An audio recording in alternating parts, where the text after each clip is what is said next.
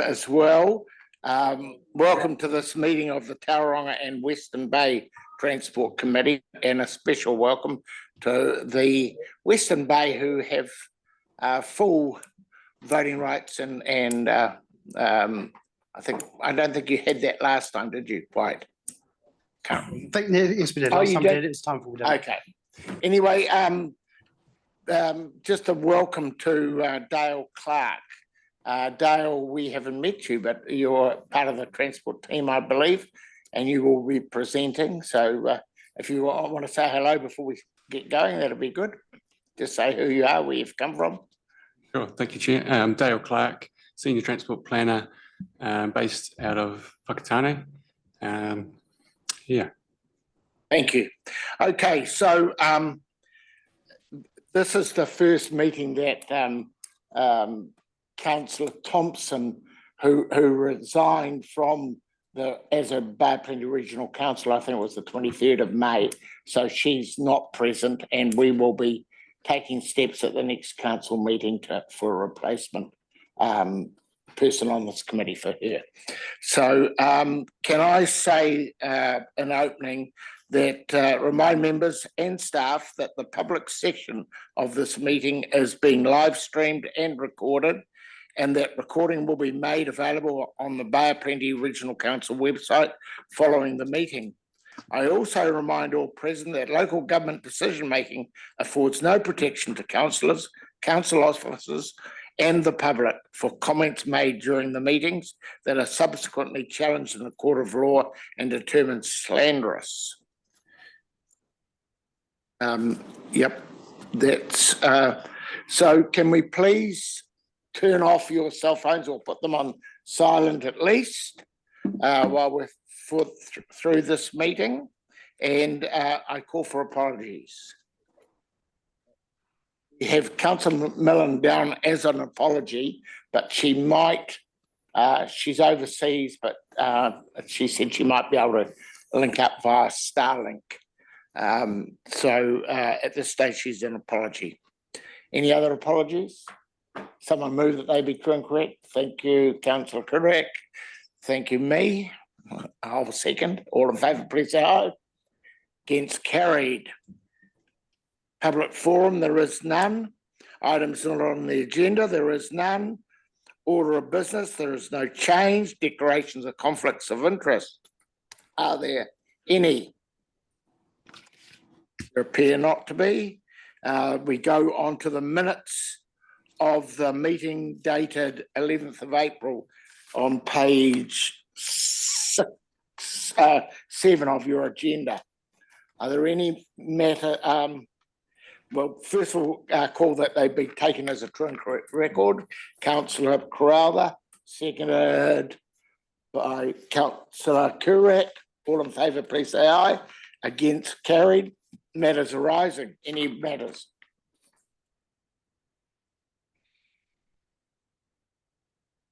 There appears to be none. We just move straight on in that case.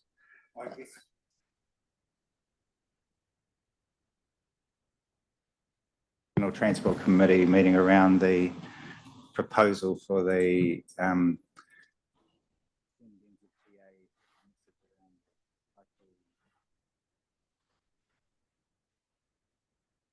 are you up with that, or do you want staff to? Thank you, Glenn, and thank you for raising it. Unfortunately, it was a no. It was a tied vote, and it was so it didn't pass, unfortunately. But there we are. But Andrew Corkill did give comfort in the meeting that there was sufficient land, at least, for the cycleway. Thank you. Any other matters arising? If not, we'll move to page 10. Can I just, before we go to the item on the school buses, just make comment and thank officially Councillor Thompson for her participation over many trienniums. I can't remember how many. She's done about 4, I think. But she's been a fantastic advocate for her community. And a very good friend and ally, and her sound advice was always appreciated. We didn't agree on everything, but mostly we did, and she was a superb councillor. So I just put that on record. Thank you.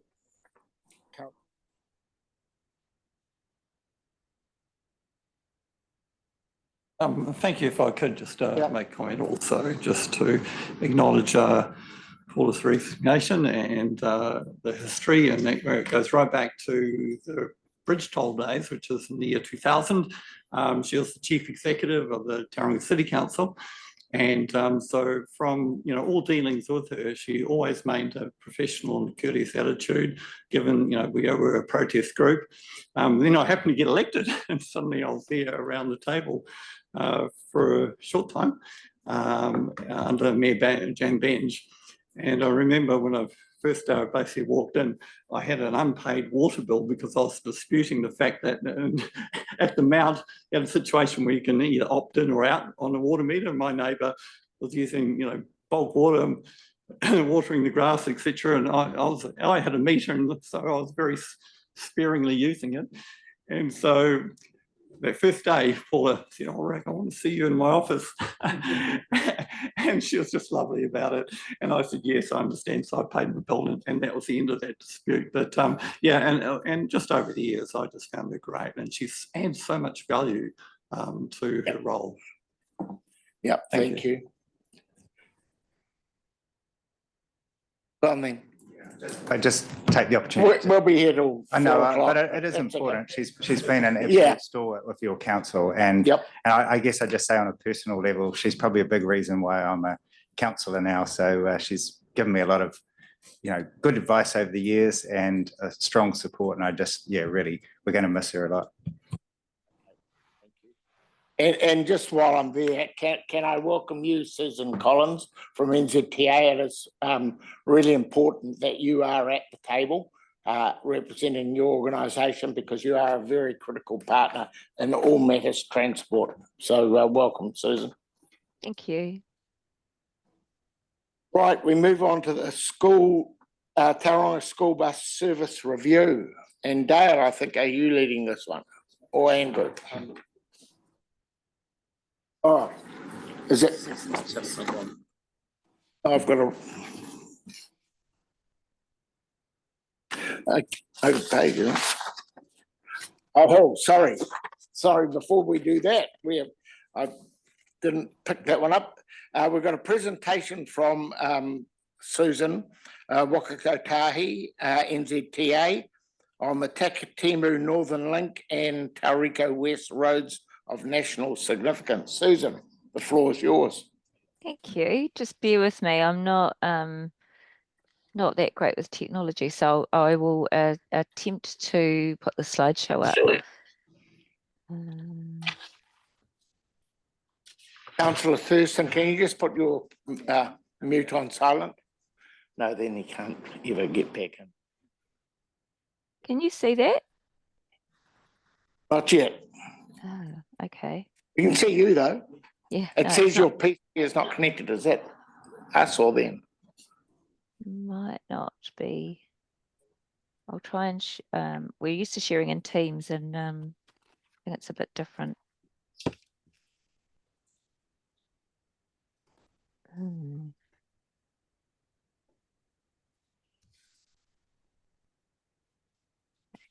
This might be, hang on.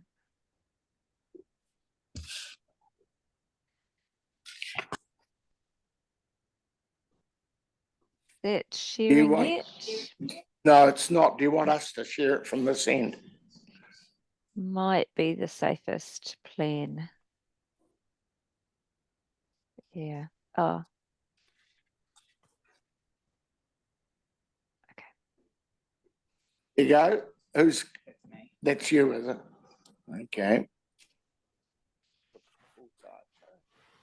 Great. We all go. Thank you. Yep. So this is just an opportunity to provide an update on Takatimu North Link Stage 1 and 2, and then also to Tauriko. So if we want to click through to the next slide, I've actually got the flyover. Hopefully this will work.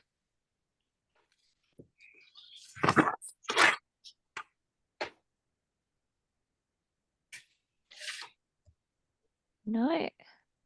Well, just give it a sec, she'll bring the video up. Okay, thank you.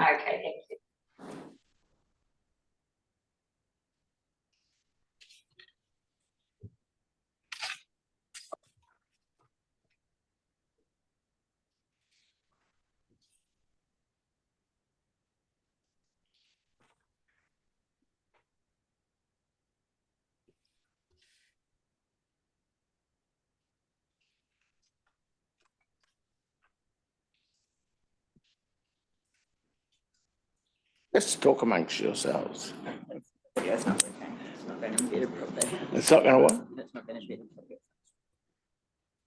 It appears the video is not embedded properly. And so it won't go.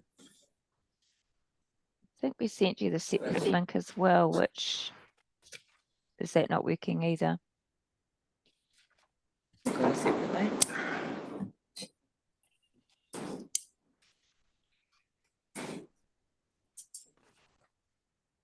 Separate link to the video.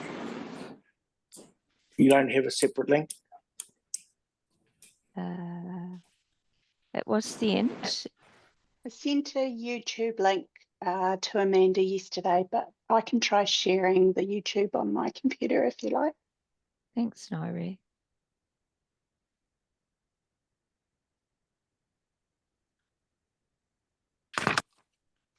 Two seconds. And let me know if this works.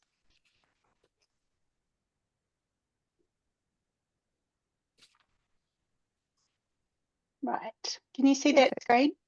Yep, thank you. Yep. Hopefully the sound will play as well. 2 seconds. Hello, my name is Darcy and I am a structures engineer on the Takatimu North Link project.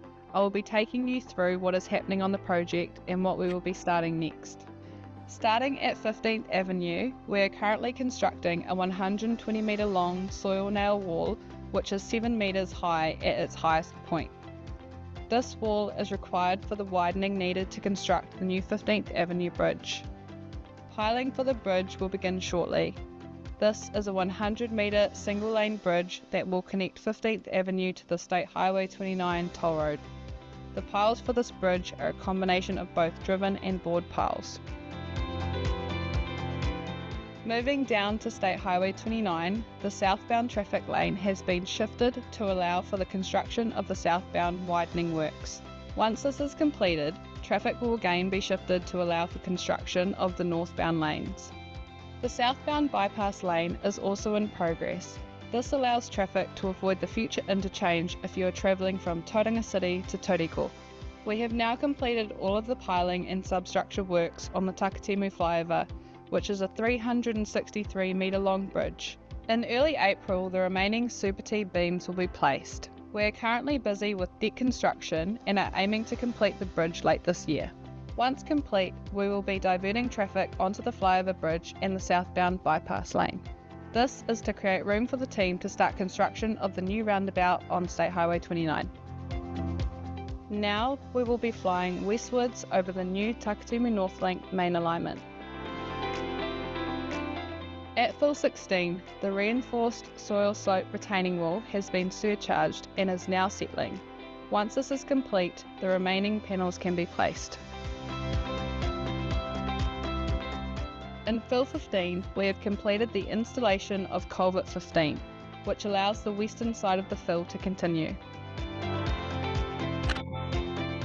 Here at Smith's Farm Bridge, the MEC walls are complete and have been surcharged, which allows the work to begin. New Tauranga City Council bulk water mains are to be installed in the first half of the year. At fill 13, the tallest fill on the project, we have approximately 4 metres of fill to add before we reach our design level.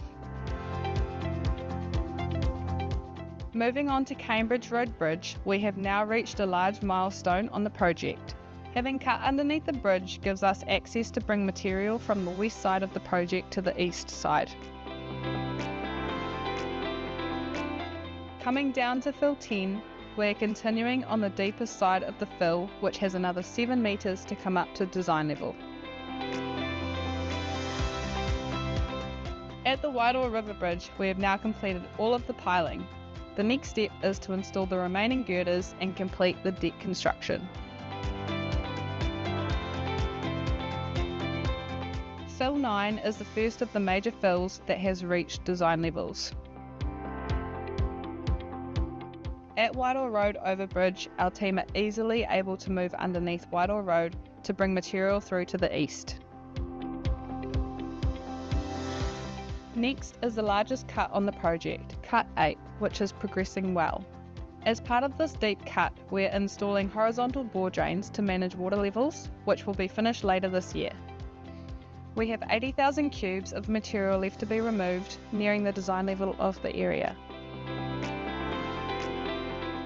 In Te Miti Valley, Culvert 5 has been completed and Culvert 4 is well underway and will be completed by May.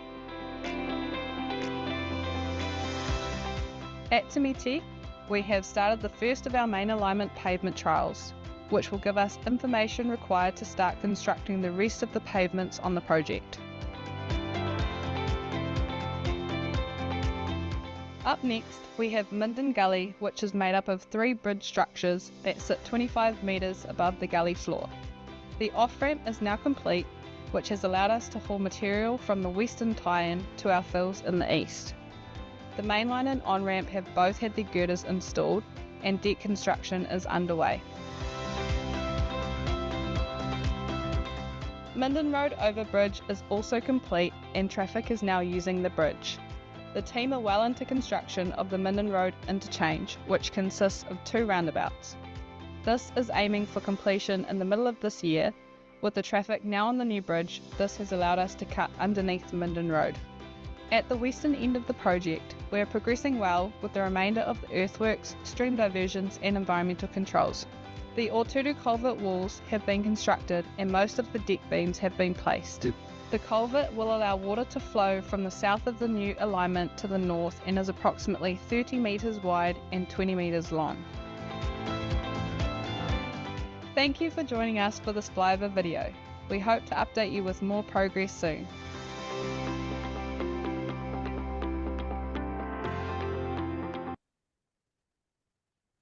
Thanks, Nairi.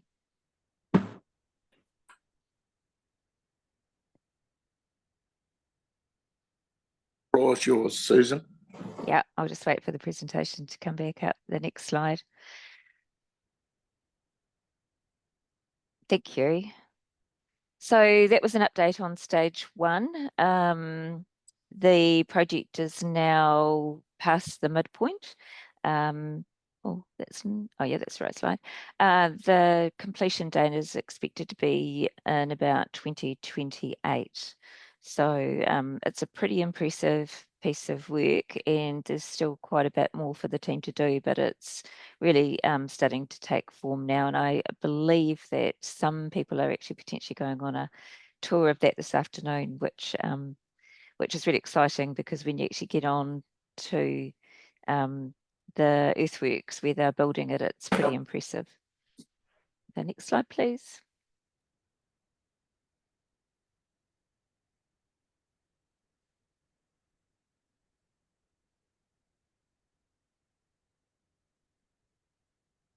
Thank you.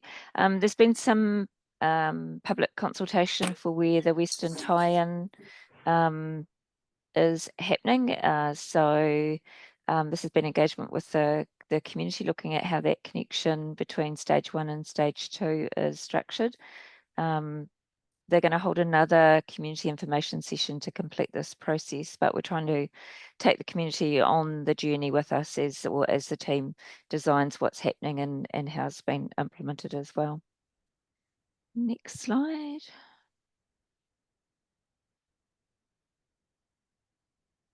Thank you. So jumping now into Takatimi North Link 2, this is a proposed new 8-kilometre 4-lane state highway between Te Puna and Omakoroa. It's being constructed and will provide a reliable 15-minute journey between those 2 points. expecting some improvements in travel times. And this stage is part of our roads of national significance, so it's being up for consideration by the board on the next phases. Next slide, please.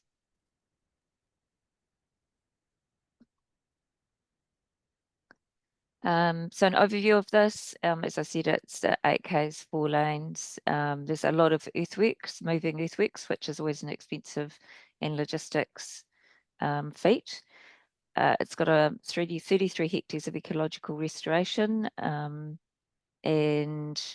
it's going to be delivered. Well, we're looking at delivering it in 2 stages. So there's subset stage A and B, which I can show you on the next slide. And this is just around deliverability, and it's also around cost affordability as well. Next slide.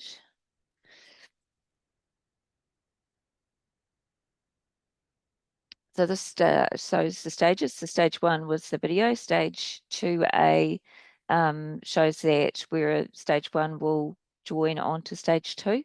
And then stage 2B is that last stretch going to the Omokoroa roundabout. There's quite a lot of design work underway just because of the terrain. It's requiring quite a lot of engineering, quite a lot of design consideration, and there's some challenges actually too in stage 2B, which are having to be worked through. So not completely straightforward, but the team are definitely up for the challenge and working through that at the moment. We've got the next stage of funding from the board agreed, which is looking at the consenting and looking at route protection along there, what land is needed, engaging with landowners on land purchase. So it's quite I guess it's still a continuing process that's underway. Any questions on Takatimu before we jump into the Tauranga presentation? I'll try and answer them. Yeah, I'm not a technical expert. No, just timing. What's by the time you finish stage 2 of stage 2, in other words, the completion of the whole project, what's your end date? Look, that's up for debate. It's got construction funding will be considered for prioritisation as part of our current NLTP process. But the board's looking at all of the RONs across the country and deciding how they're going to fund them. And that's a really relevant conversation because we don't have enough money for all of the RONs that are being proposed. Tauranga's got 2 big RONs with Tauranga as well as Takatimu North Link 2. So there's a trade-off discussion. And it could be that we look at completing stage 1 definitely and just moving to stage 2A in the short term and then having to relook at stage 2B. It just depends really how the funding lines up. So I can't give you a date when I think it'll be completed by. It really does depend on funding. Mr. Chairman? Yes. Yeah. So just putting aside like the actual kickoff date, are you would the idea just be to work from east to west? Is that kind of how it's going to go, or are there options for different starting west to east or anything like that? It'll logically look at completing stage 1 and then moving into stage 2 and then stage 2B. It's just the interchange at Omokoroa is a key item, and just wondering how that will fit in. So there's going to be redevelopment with that roundabout. Now, again, like I said, I'm not a technical expert, but the roundabout's in place as a temporary measure, and the 2B design will supersede that. Yeah, it's just a question of when that is in the context of the whole program. But I appreciate that's a difficult one for you to answer if that's at the moment. Yeah, and it will be at the end. We're not going to start the end of the development and work towards the centre. Thank you. Okay, no more questions. We can jump into Tauranga. And the next slide.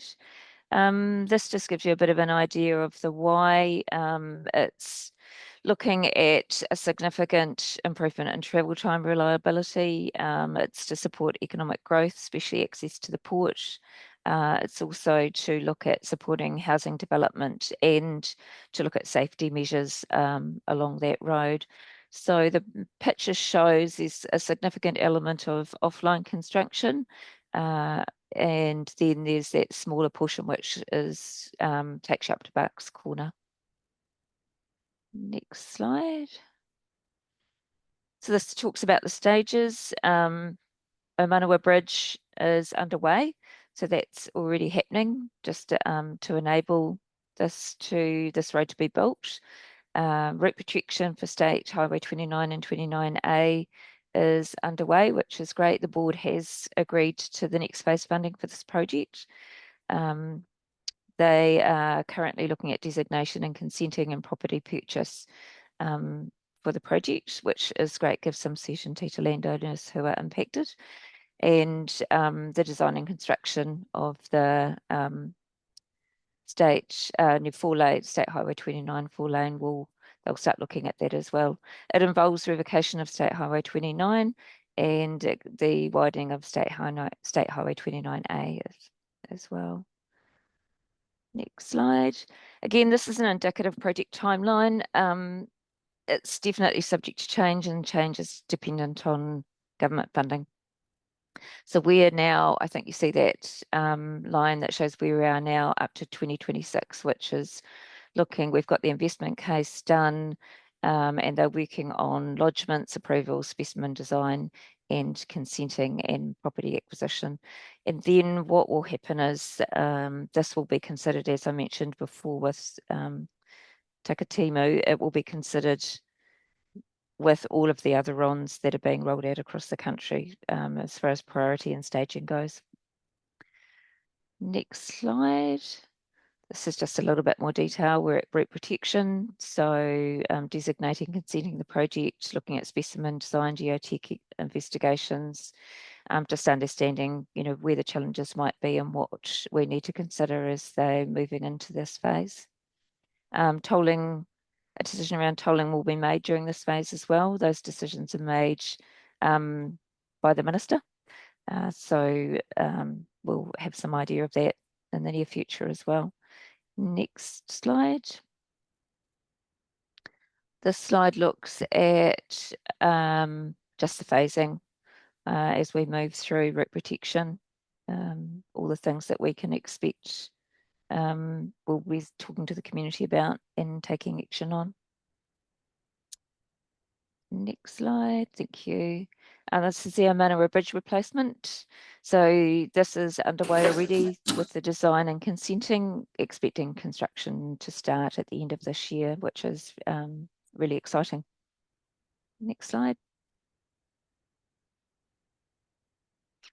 This is just an overview. As I mentioned, there's significant investment in this area, and this just gives you an idea of all of the different pieces of work that are underway and the challenge, I guess, that we've got, with a lot of construction occurring for our communities, but also the challenge of the investment envelope and the challenge the board has got to make and the government, I guess, on which projects go first and at what pace they move at.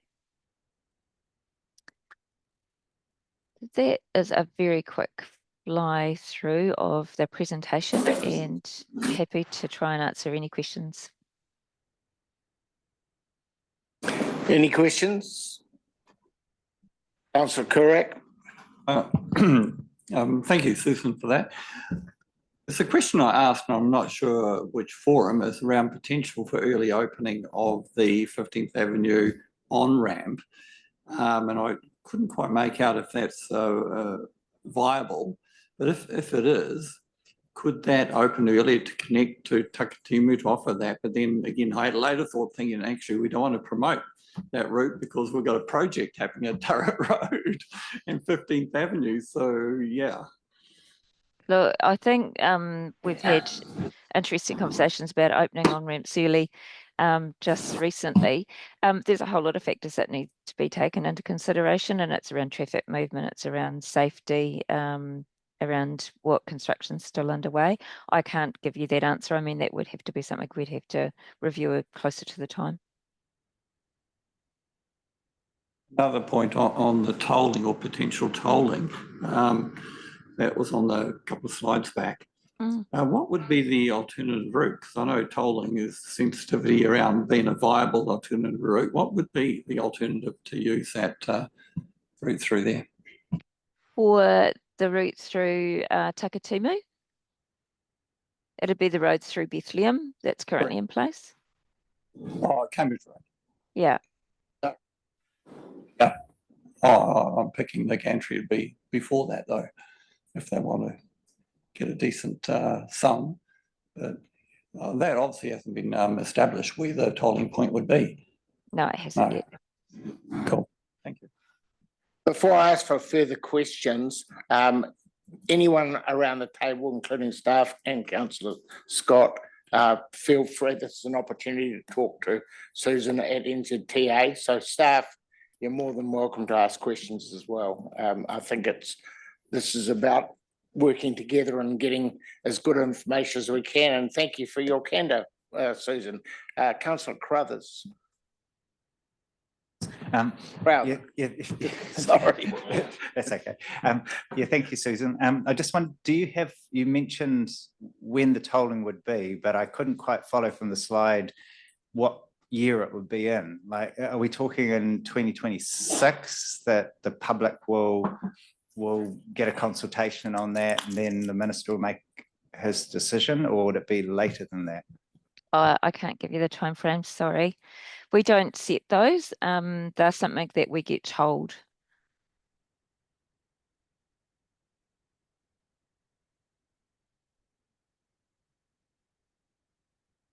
Yeah, Councillor Taylor. Similar question, specifically on the revocation of State Highway 2.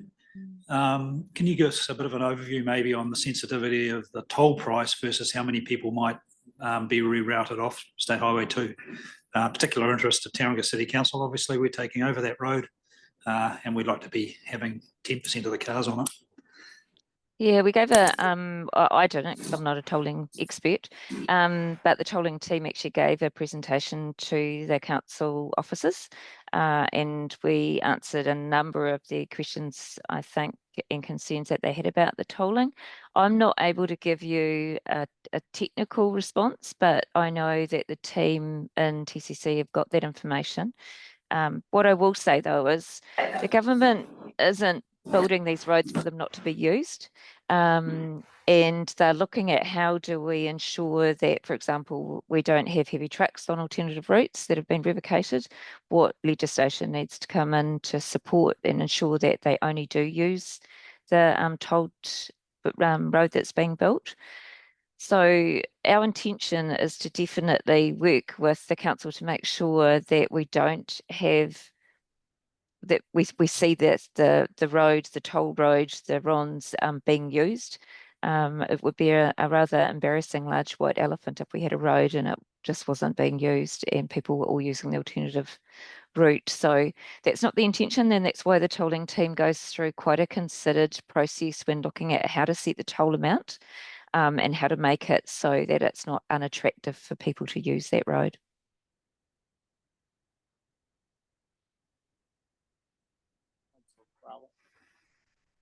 Susan, I think I've asked you this question before and I'll ask it again because I didn't get an answer. And Okay. it does seem important, which is the Barks Corner log jam that will likely be happening in the 2030s. So we're talking, if the government of the day has enough money sloshing around to pay for all these RONS projects, we'll get a State Highway 29 completion date of 2039, presumably based on the approach you're taking with the TNL, it'll end at Barks Corner rather than sort of start there. So it's a long, long time ahead with some big problems coming for Tauranga, I think. So, you know, is there any opportunity to do something a bit differently, you know, around where you know, the two big issues that you have highlighted have been, meaning NZTA, have been the Tauranga roundabout and then Barks Corner. And, you know, if you can't answer that, then do you actually have the modelling? Does NZTA have updated modelling to show what we can expect? Because the last I saw was that we have a major problem until the Tauranga roundabout is upgraded, and that will happen presumably in the early 2030s. But then we're still going to be left with this other big problem. And that modelling was quite conclusive. It showed we should not be doing the off-road option first. We should be doing State Highway 29A before we do the off-road. And I'm struggling to see where the evidence base is to shift that.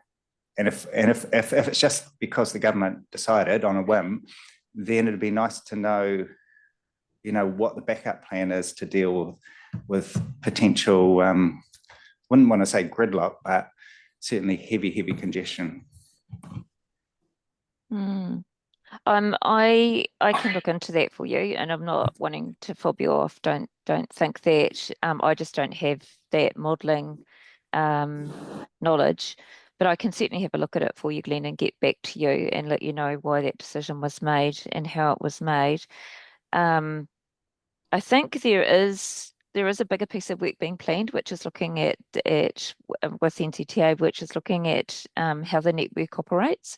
That's been led by a different team in NZTA, and Cole, I think, is actually really trying to understand what you're highlighting. You know, where are we going to have issues? What does that mean for the wider network when these roads are in operation?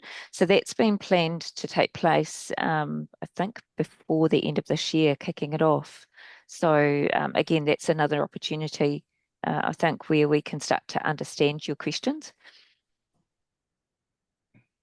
I'd appreciate that. And just for maybe from colleagues not from Tauranga City Council here, the TCC meeting recently, we discussed 29A in regards to some further growth areas, which probably staff would be aware of anyway, what's coming. And so I think there's a strong view from our council, you know, from Mayor and Council, that we'd like to be proactive around State Highway 29A.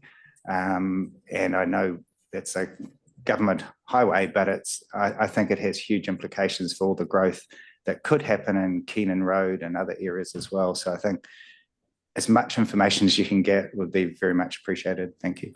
Okay. And if you could share that with the whole committee, please. Yeah. Thank you. Look, Councillor, oh, sorry, keep going. Okay. I was just saying it might be useful if I get Cole to come along to one of these meetings, and he can give you a better overview of what they've got planned. Thank you. We'll take you up on that. Councillor Thurston, you've got your hand up. Thank you, Chairman. Colleagues, just to let you know, the Regional Transport Committee, along with the mayors of the Western Bay, wrote to the Minister expressing concern pretty strongly about the Western Bay being overly singled out for tolling, and we've had a response from the Minister. It was the standard sort of ministerial response, you can imagine. But one of the points that he laboured was that any tolls extracted from a section of highway goes solely to the maintenance and upkeep of that particular piece of highway. So, but Chairman, can I just ask Amanda to circulate that response from the Minister to the various members of this committee? I think they'll find it. Mayor Denyer and others may have it. Well, I know they have it, but the other members of the committee, I think, will find it very interesting, the Minister's response with regards tolling in Tauranga and the Western Bay. Thank you. It's noted. Any further questions of Susan? Being none, we'll move on to the next report, which is the Tauranga. Thank you, Susan. That was really good. The Tauranga School Bus Service Review.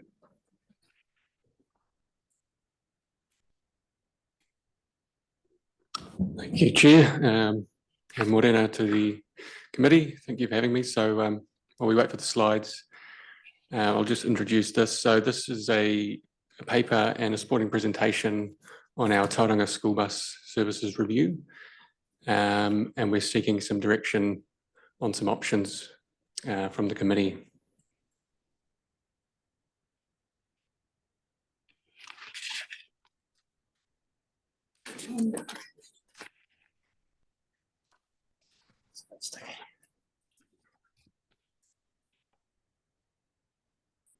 Oh, here we go.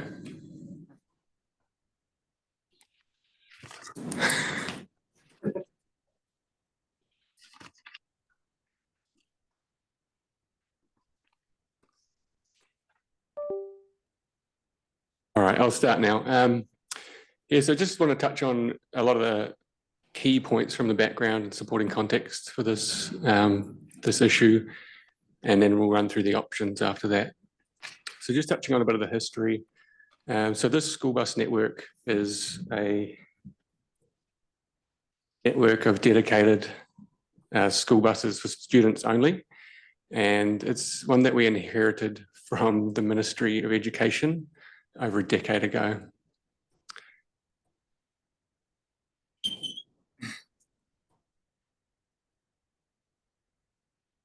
And this network has evolved since that time alongside various changes to our Tauranga urban network. The scale of the school bus network slightly reduced over time, and when changes to the urban network were made, that made it easier for students to use the urban buses.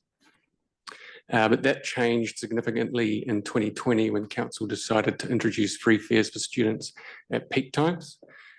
And that saw a surge in demand for the services and necessitating quite significant capacity increases since then. So year on year, it's grown.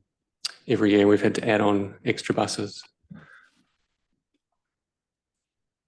Can we just, do you mind taking a question as we go through? Yep. So can you just give us some broad outline figures of what the patronage increase has been through the period since it came up from the Ministry of Education to us? I don't. Yeah, I've got some stats. I don't have exact patronage since then, but yeah, I can get into that. Yeah. Okay. So the current network, we've got, we serve 18 schools with 62 school bus routes. It requires 77 vehicles and it operates 150 trips a day. So really what's driving the need for this network is academia in Tauranga. So in Tauranga itself, we've got 44 schools with 25,000 odd students enrolled and also living in the city. And then of those 18 schools that we provide buses for, there's around 15,000 who also enrolled and live in the city. And so comparing that to how many students we estimate we are shifting each day, we think it's around 2,000 on average. So just highlighting there that we are sort of scratching the surface. There is room for it to grow and potentially opportunity for us to push quite hard to get more students using the bus. Can I just ask a question there? Because the words on average always a bit of a red flag to me because they hide a multitude of sins.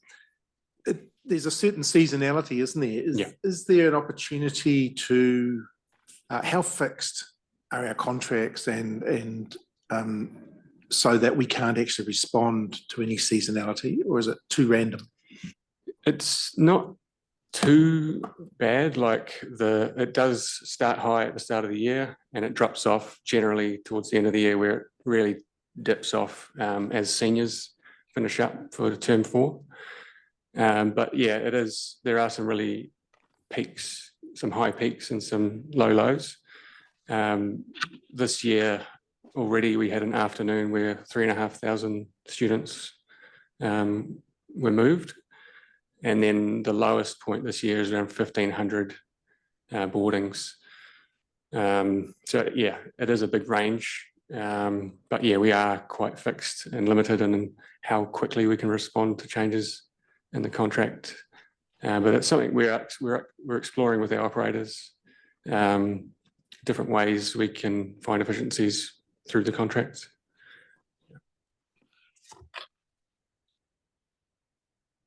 The child and youth as a customer base, they make up 56% of all boardings across the city, and that's on all buses, school and urban, and at any time of the day. So they're really our primary customer. And then the patterns of enrolment across the city make the network complex. We have a number of special character schools where there are no enrolment zones. So students are travelling from right across the city. And we have single-sex schools, which are parents have particular preferences for and against. So there's a lot of students travelling from outside their local enrolment zones. And I touched on the high fluctuation in patronage. Morning to afternoon, day to day, it goes up and down. What's consistent is the annual growth. It's continued to rise every year since the free fares were introduced. Operationally, it works fairly well. So typically the buses are full or full enough. And there's some issues that arise as a result of that. We get complaints from parents and schools around overcrowding and how safe that is and comfortable that is for the users. And on rare and worst case scenarios, we've had students left at the roadside where the buses are too full to let them on. But flipping that over to a positive, full buses means that they're efficient operationally, and the operational cost per boarding is relatively low.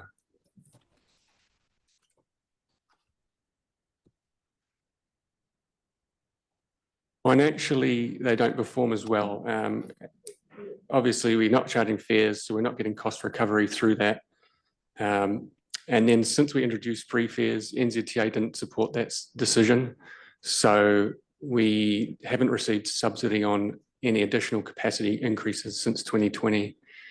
And so at this current day, we have about 80% of our costs subsidised and the other 20% not. And that's on an annual cost of around about 6 million. So these recent increases we've had each year in recent years have been a bit of a sting to the Tauranga ratepayer on the targeted transport rate.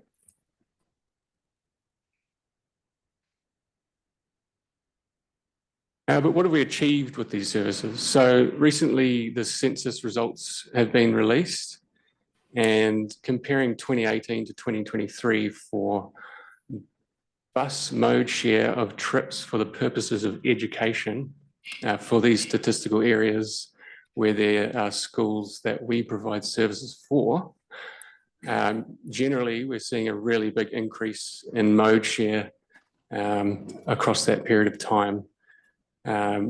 Obviously, there's an outlier there with Aquinas, but broadly, we're seeing good results, and that really helps us push towards our aspirational mode share targets in our RPTP.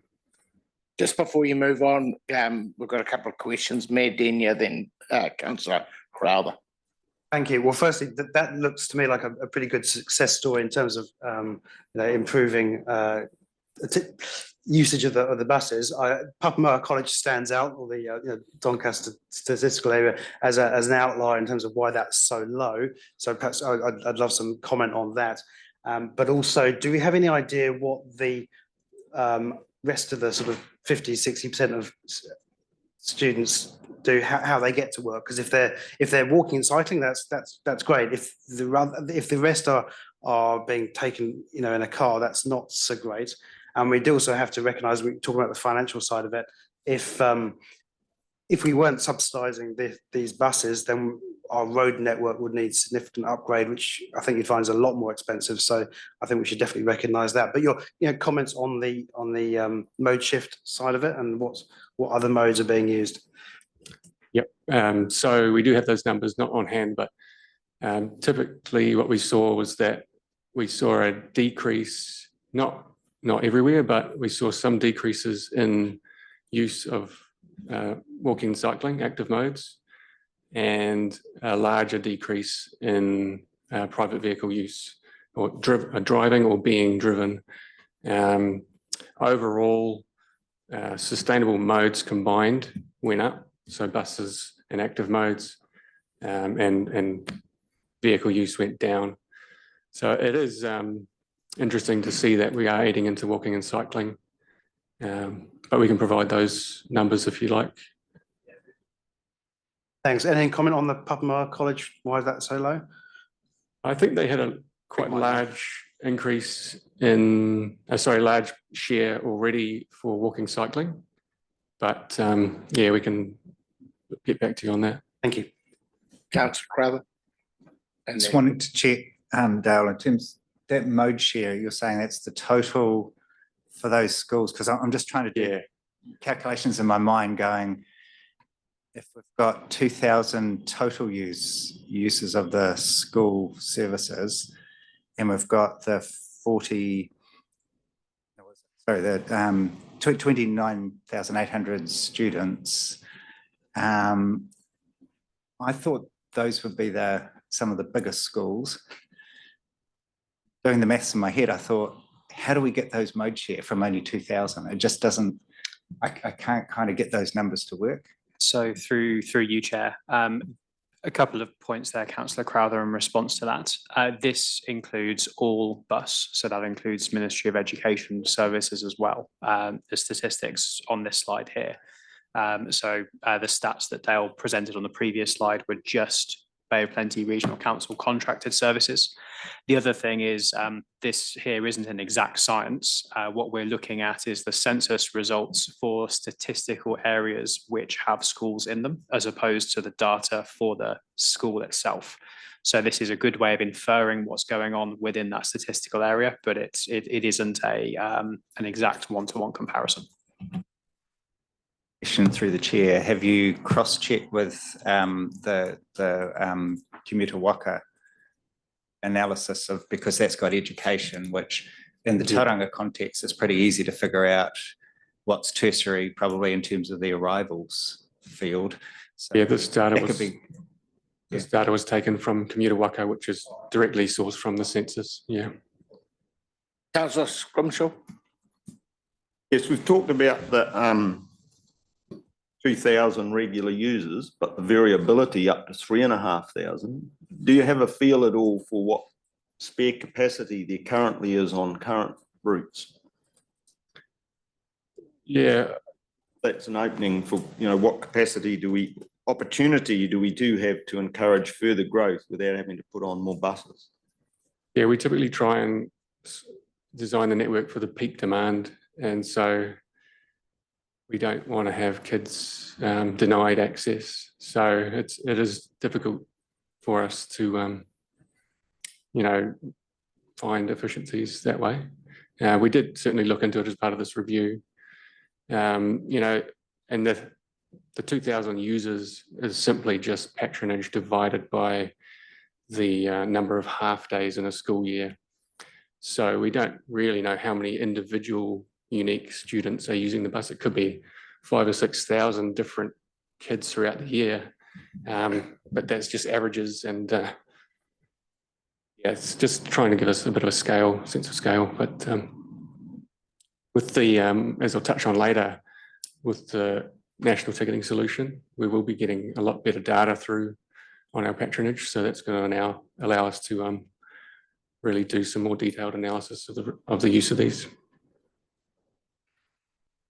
How far away is that information likely to be then? The NTS is it's subject to confirmation from NZTA, and we don't quite know exactly when it's going to roll out yet. Sean? Sorry, just in response also to Councillor Crowther's question, that the mode share for buses does align also to a lower mode share for buses is predominantly where we do have issues around streets surrounding schools on pick up and drop off time. So just to provide you a bit of context there, the seems to align from a few trend positions. So your report says that there's 2,000 students using the school bus service. On average. On average. What's the what about the normal commuter bus service? Is that 2,000? Are there others that are not using school-specific buses? Yeah. I'm presuming there are. We did an estimate and it's kind of around 1,000. I mean, there's a very, very high level estimates, but using a similar, looking at peak trips used by those child and youth customers and across the school. So ignoring school holidays and things. Yeah, we estimated about 1,000.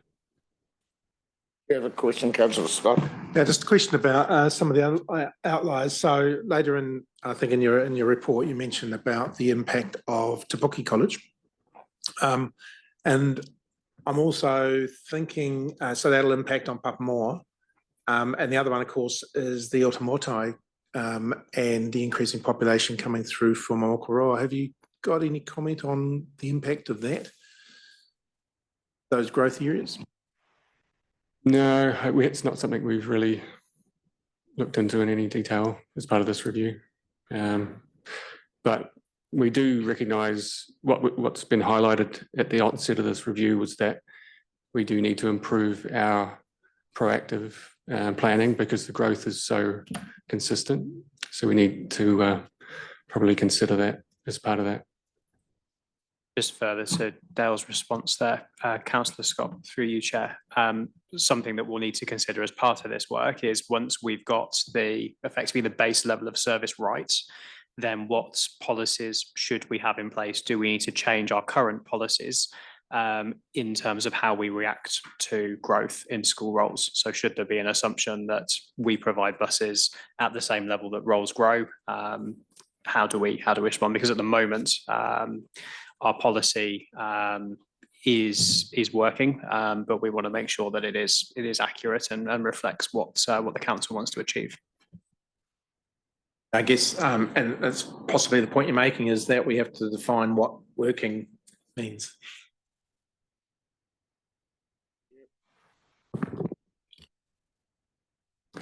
And yeah, we've touched on NTS, but yeah, it's going to enable us to charge fares and improve that data quality coming out of our patronage data.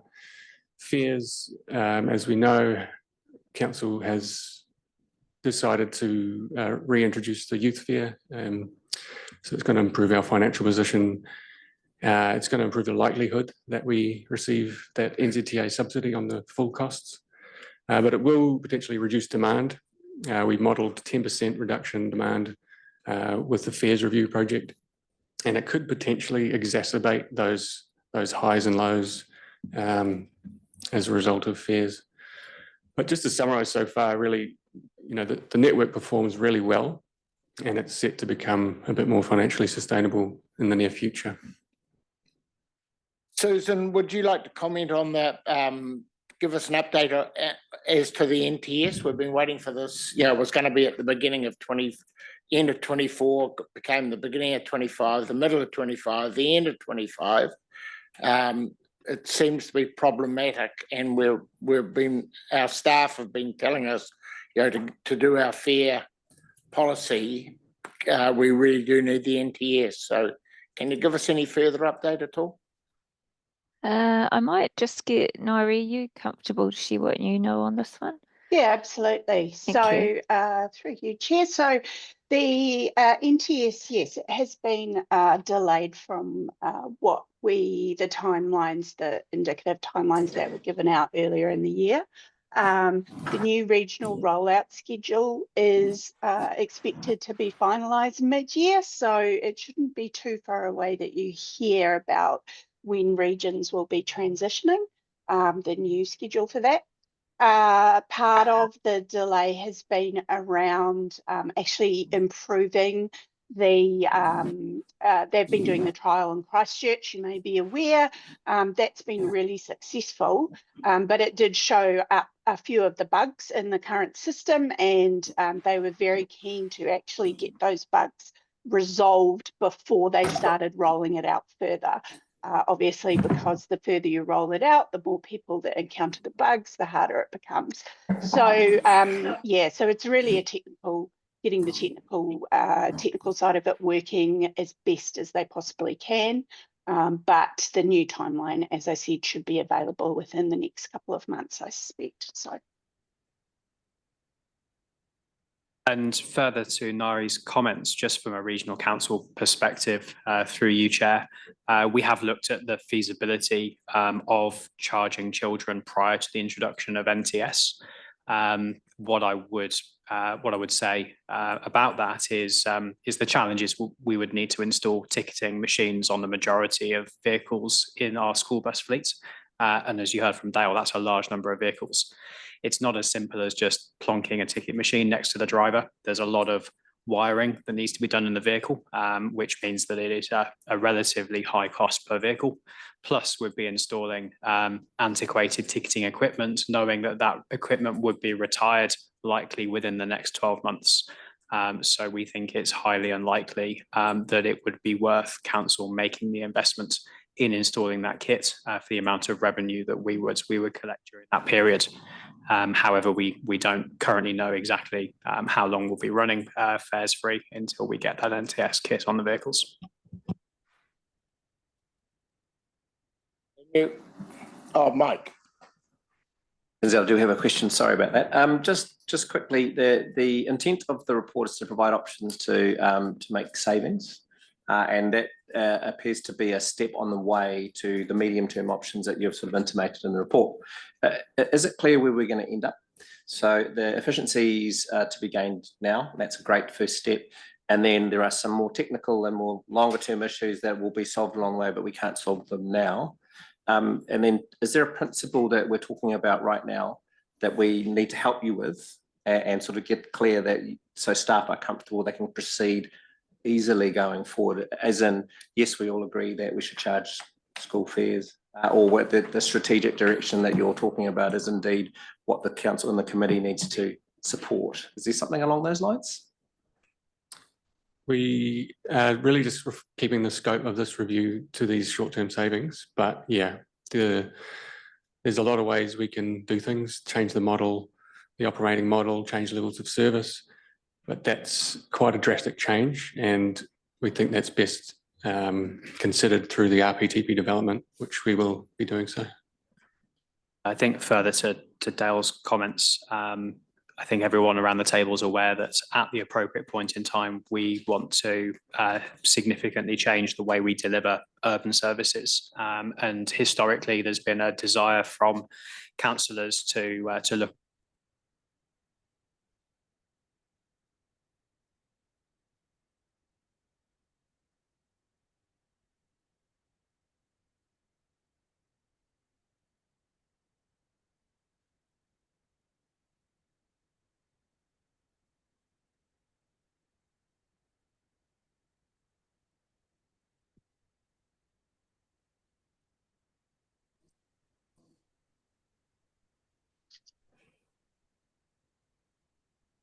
It's dropped off for everyone. Andrew, we've Online. lost sound. Yeah.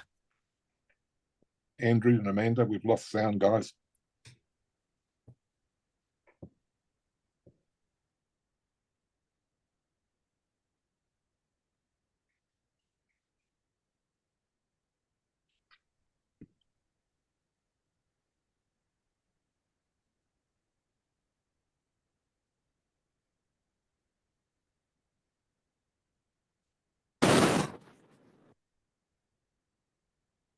Hear me now, Councillor Thurston?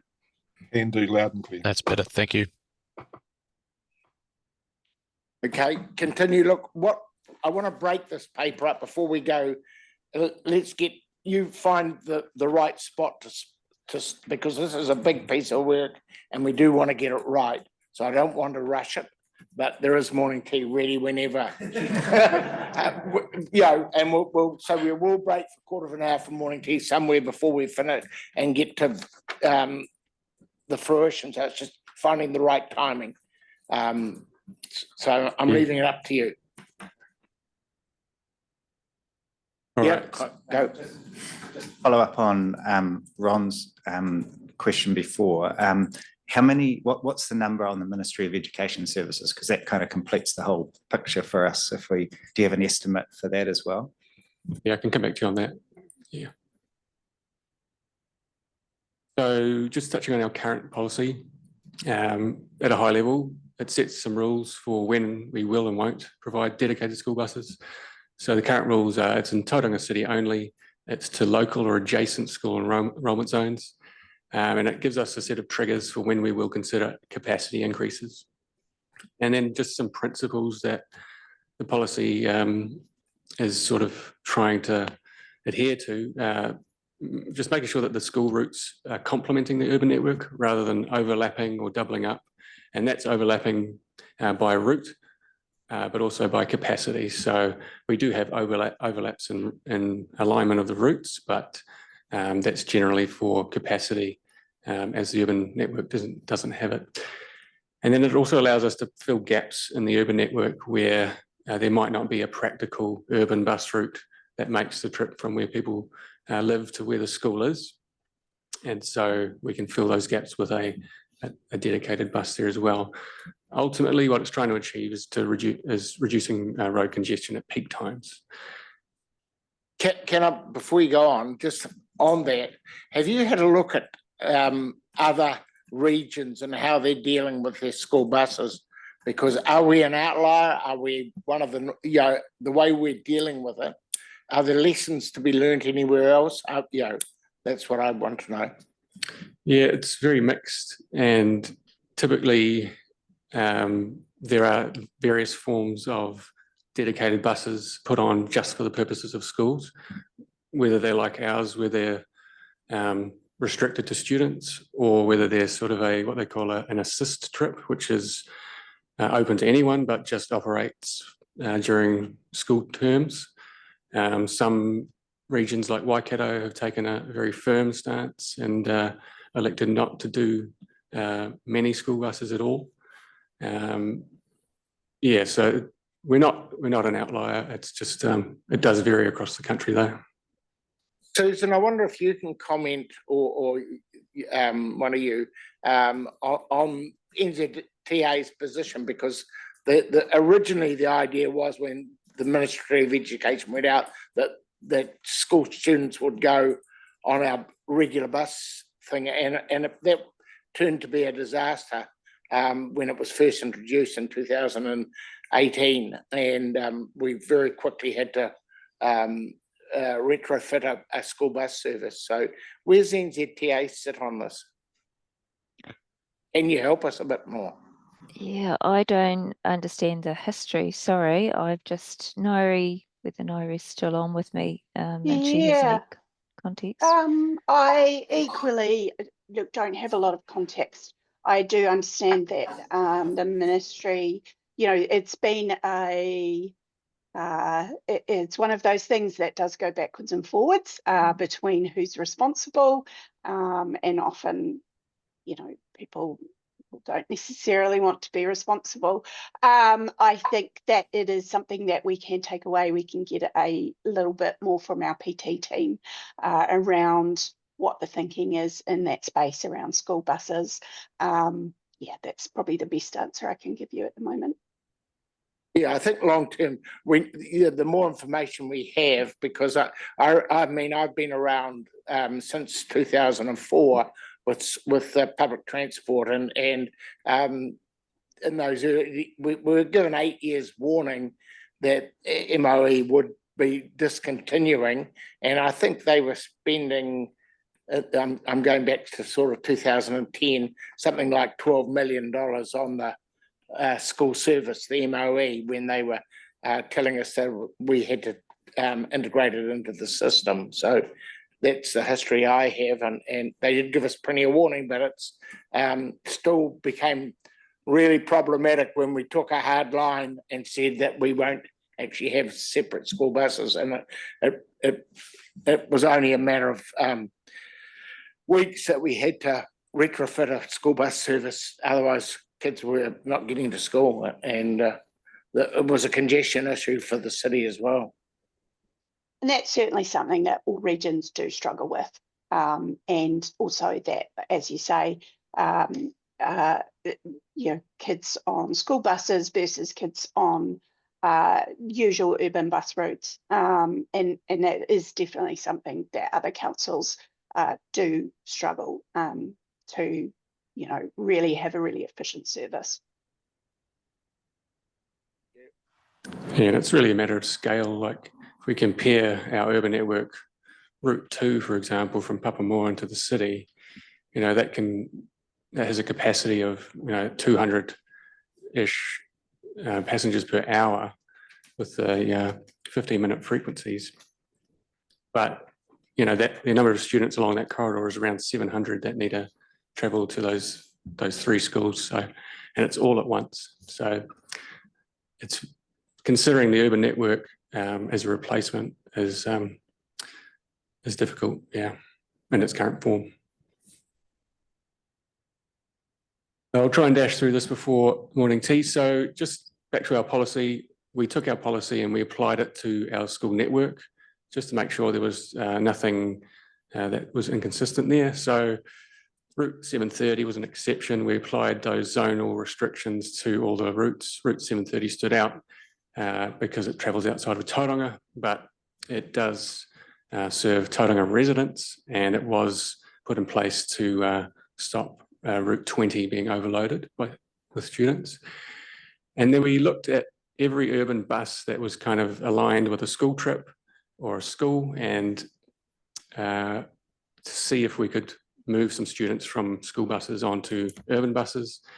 And other than one example, what we found was that pretty much all of these buses, urban buses in that category, are full already or full enough that we couldn't consider that, either with students or with commuters or both.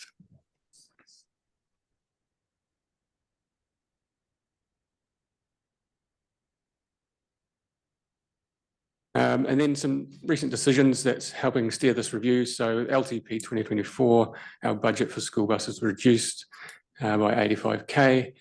And then the RPTP action plan set a scope for this review to find some efficiencies, reduce overlap, and with a target of around $200,000 in annual reduction in costs. And then pending confirmation, the annual plan, we are seeking $85,000 to maintain services until the end of the current academic year in order to make any changes in alignment with the next academic year rather than the financial year. Councillor Crowell. You're welcome. Do you know why that budget was dropped in 2024 budget?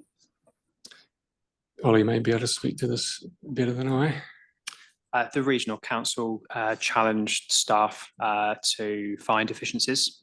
So we did a very quick exercise and thought it would be possible to make some efficiencies in this space, which led to the $85,000 a year reduction in the budget for the delivery of these services, and ultimately led to this work being undertaken. We've kind of touched on this here. Non-scope is that medium to long-term stuff. We're going to consider that in the RPTP. We'll get on to the options now. So what we're recommending is option 1. That's a double trip, essentially joining routes end to end, and rather than using 2 vehicles to do these 2 routes, we'd use 1 vehicle to run a single route. So in this case, it would be some routes for Papamoa College, Mount College and Intermediate, and that would allow us to reduce 2 vehicles from that those routes, saving us $165,000 annually. The benefits here, it's quite a significant saving. It gets us within budget. It's a simple change to make and should have little effect on the customer's experience with the route names and things remaining the same. The minor negative here is that Papamoa College students would need to start a little earlier in the mornings, potentially 15 to 20 minutes. So that's our recommended option. It's low risk. Option 2 is where we found some spare capacity. Can we do option at a time? Yep, go for it. So my question is, how do you, if you're doing do some schools have a different time than others. So if you're going to have some starting early, how do you make sure that the students know, so they're not sitting around a bus stop while they're waiting for the bus to come back? We would just alter the timetables to suit that. But be Yes. on the destination rather than the So route 714 would essentially just shift backwards in time from 8 here, starting at 7:30 rather than 7:45, and unload at Papamoa College, and then carry on to its usual journey for route 713 A, I think it is, to Mountain College in the morning. In the afternoon, it would be paired up with Mountain Intermediate, which finishes slightly earlier in the afternoons, allowing it to get to Papamoa College on time for their school finish. So logistically, you don't have a problem. No, No, just a slight timetable adjustment. And those are details we can bring to this committee at the next meeting when it decides on which option it would like to progress with. And then moving on to option 2. So we identified Route 62's return trip from the CBD to Bethlehem has spare capacity at school travel times, and it aligns with Route 814B from Brookfield and Bethlehem into Bethlehem College. So we could essentially remove 814B and direct those students to use Route 62. So the benefits here, it's making use of that underutilized urban route. And from a student's perspective, it should be a relatively simple change. The negatives really, it does require us to make a timetable adjustment and route deviation of Route 62 standard route to get to Bethlehem College itself. So it's going to require a bit of bespoke marketing, which could, confuse the timetables. It does complicate bus driver duties slightly, and there'll be minimal room for growth in that particular travel, that trip. And then it does kind of hamstring us to Route 62. We are looking for efficiencies right across the board. So, we are kind of stuck with Route 62 with those students now relying on it a little bit. Might be a little bit harder to make efficiencies there. So Bethlehem College, correct me if I'm wrong, is a special character school. So they have their own separate school bus service that's outside of us. Is that correct? It's run by the school? Not that I'm aware of. They have a number of Ministry of Education provided buses as well, though, because going to Rotorua and Matamata as well. Just for context and through the chair, I think just in summary with some of what Dale's saying is that this service is massively successful. So I just want to provide a slight word of warning, I guess, with the options that you've got in front of you. Staff recommended option we see as being low risk with quite good cost savings, but to go any further would start to see potential degradation of the service. So I just want to provide that context if that wasn't already clear. Cheers. Councillor Scott, then Councillor Crowther, and then just reading through the papers, I wasn't clear about how mutually exclusive these options are. Could you explain whether or not there are, if you do one, you can't do the other? They all can work together, so you could effectively select one or all or multiple of these options. And we could stage it anyway, so it's not, if we do option 1, correct me if I'm wrong, if we do option 1 now, that doesn't mean that we can't look at changing, doing option 2 at a different time, once we've embedded option 1, that gives us the ability. We don't have to do it all at once and increase the risk of our service. Is that right? Yeah, I just probably caveat that with the fact that we'd need to probably do that leading into each academic year, or we'd need to at least have lead-in time before each term. But I think academic year would probably be the best way. So yes, but it's not simple, I guess, is the answer. Yeah. Yeah, thank you. And there's the same question I had that Ron had. So they're not mutually exclusive, but you're only recommending the first one because the disbenefits of the others are too high in your opinion. Yes, correct. Okay, thank you. I probably should have declared a conflict of interest earlier because I used the 62 bus service sometime. And so the question that I posed could end up having a detriment or a benefit, I suspect. I've tried to, for some time, tried to understand like why the contracts are so complex. And I'm assured by, I think yourself, Ollie, that this service can't be made, like, so I think it's the only one, correct me if I'm wrong, that is not a 20-minute service during weekdays. So it's half hourly. And that, particularly because of the timing in regards to typical work days, it is problematic. So to me, this is the service, even though it would benefit me, I tried to take a look at it more strategically and think it's an outlier. It'd be great to get the 62 aligned to just the normal schedule that. So is there any implication either way in terms of the next step in trying to get some increased frequency there, particularly around the peak morning time, which I think is the most problematic? Would this make it harder to do that? Would it make it easier, or would it make no difference at all? Through you, Chair, I'll respond to that because I'm also conflicted, Councillor Crowther, because I use that service as well. What's the reason that staff are advising gently against option 2 at this time is because we are doing an ongoing programme of review on our urban services. So at the point where we bake in a school route into Route 62 makes it harder to make modifications to that service either way, in terms of either realising efficiencies on that route or making changes to frequency on that route.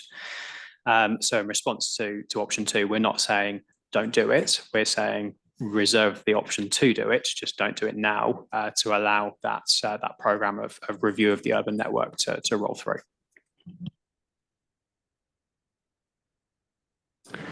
And then, excuse me, moving on to options 3 and 4, they're a similar way of achieving a saving. So I'll talk about them in one. Essentially merging routes side by side. So what we have is routes with similar origins or the same origin and very similar destinations. So we have a cluster of schools in Tauranga Central with Tauranga Boys and Girls, Tauranga Primary, Tauranga Intermediate, St Mary's. So treating that as one destination. And if you do that, merging these routes into one, you're able to reduce the number of buses required to run those if they hit all those destinations. So it really is just maximising vehicle utilisation. The issues with it in the past, although it's not something we don't do at all, mixing students from different schools has caused issues with parents and schools. There's likelihood of overcrowding at busy times, and the trip times become longer overall. Because you are stopping at multiple schools, you've got the offloading time added to your journey times, and multiple schools doing that is going to add to that journey time a bit. So yeah, earlier start times, probably the most likely to cause sort of just pushback from the community, these options here. So yeah, we're not recommending those either, and it's probably, yeah, treating it as a higher risk option. So yeah, those are our options. We're recommending option 1, as Andrew said, and the next steps would be, so what we're asking here is for a preferred option for us to further develop.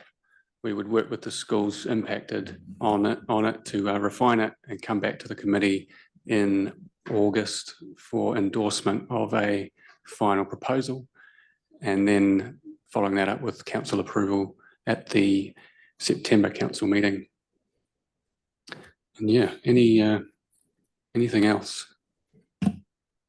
Okay, it's open for discussion.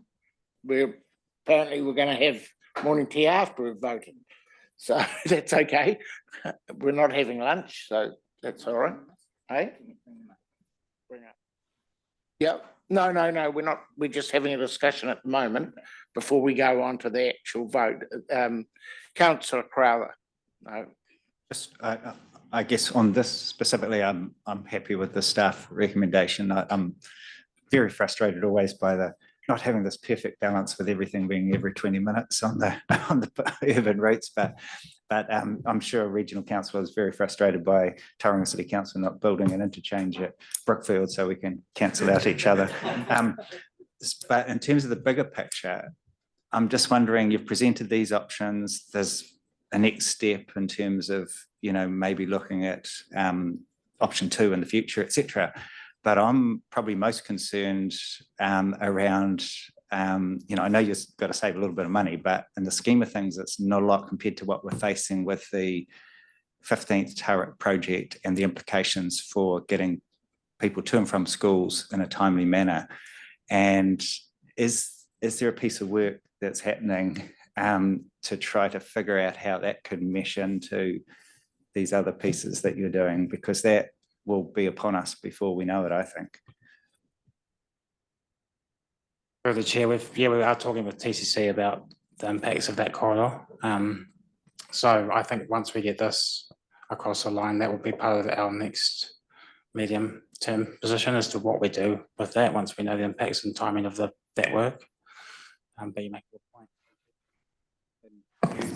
Haste. Yeah, and through the chair, we'll take an action to at the next meeting for when this comes back through to provide some options around what that looks like as well, because there are some significant considerations. Just confirming those options, are they, what do you, is that for the school? Sorry?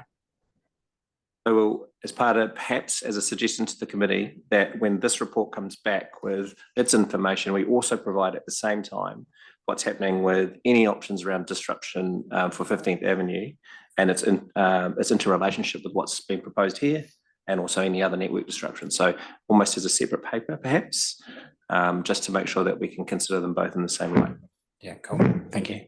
I think just some further context, Councillor Crowther, when we've considered these, these don't have a big implication for the 15th turret corridor, but your point is well made and is right. So across Turret Road Bridge, in each peak, we move about 800 school children. Are urban and dedicated school services. So there is a huge mass of people that will be impacted by that work. So you know, we will continue those staff level discussions about the art of the possible. The challenge is if the road is closed, there's no easy way to deliver a seamless service. There will be a degree of disruption. You know, we're talking about what degree we can mitigate it at this stage. Councillor Taylor. Yeah, agree as Councillor Crowther that the options here that's going to reduce the cost. You did talk about charging and where that's at as far as our private share increase is at. My question really is around, we're waiting for this bit of software to turn up to be able to charge. How hard have we looked at implementing something in the meantime? And I'm thinking, have we talked about this with the schools, for example? Could we have a concession card that the schools actually sell for to actually get some funding in here? Because I think that would be a much bigger impact from a cost savings point of view.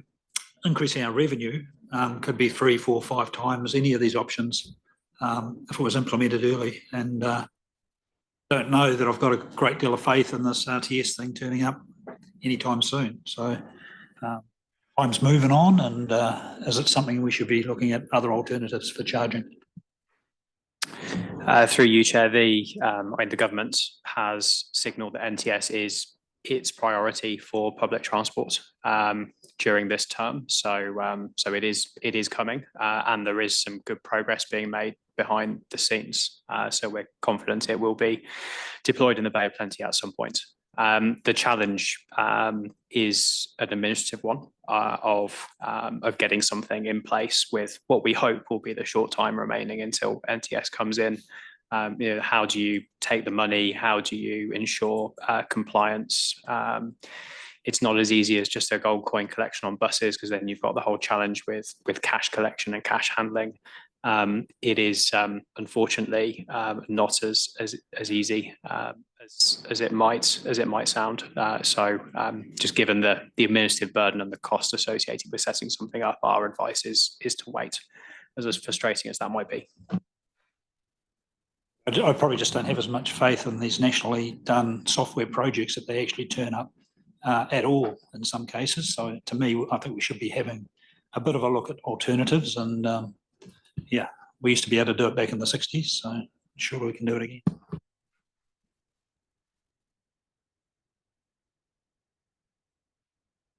All right. Any further discussion before we actually have a look at the recommendations? Let's put the recommendations up.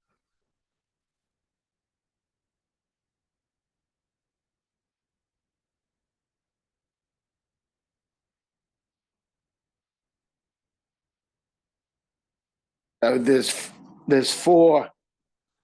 So the first recommendation is that we receive the report. Let's just do them in parts. All those in favour, please say aye. Receive it. Against? What?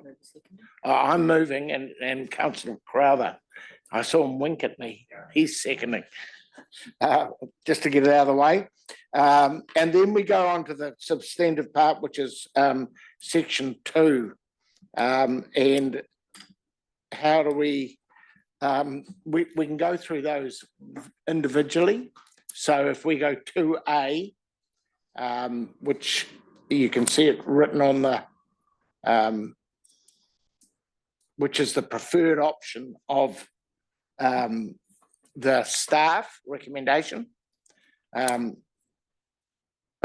they're not exclusive. So you can have A and B, or A without B. Yeah, do you want to speak? Yeah, but it was fairly clear from the staff not to pursue anymore, and just option A, option 1, so the resolution. So is that right? Very clear direction to us not to pursue more than one. There was, but you're a governance team, and you have the ability to override if you want to. I don't recommend you do myself, but you do have. So I think we should just go through them each and just see where we get to. So option we're discussing. What's that?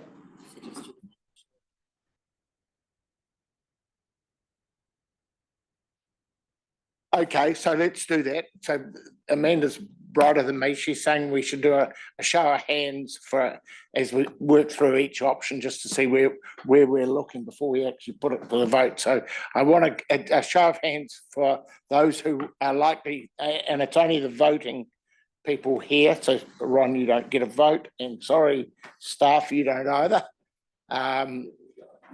Yeah. A show of hands for option 1. Are there any against option 1?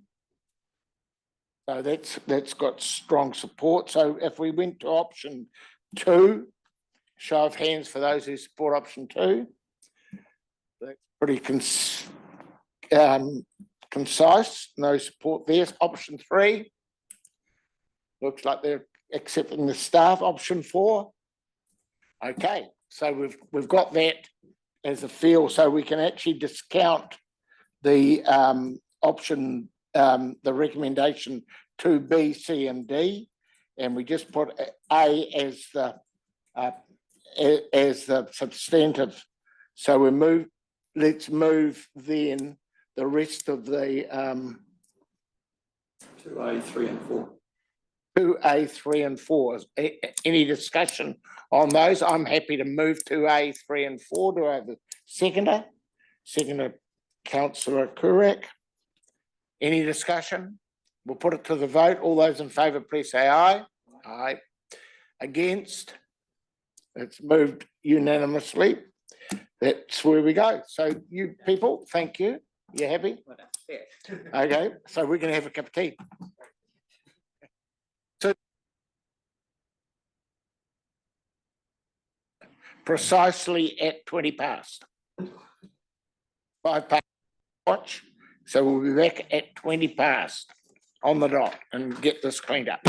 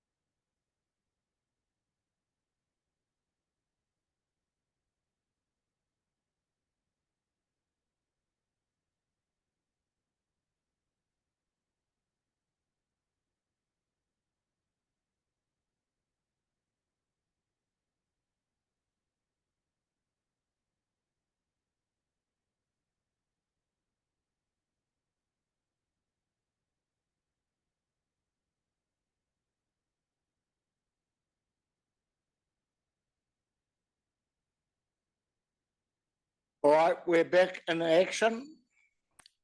So we move now to the an update on the Tauranga system plan.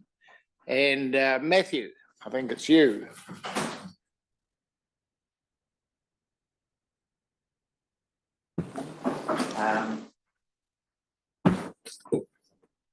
Thank you, Mr. Chair, for that introduction.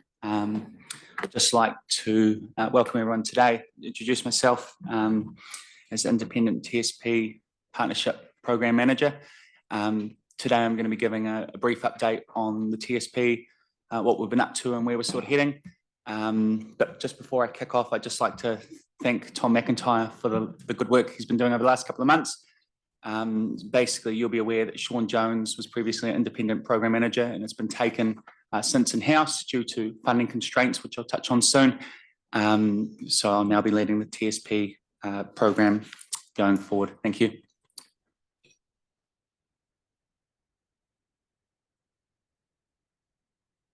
Slide, please.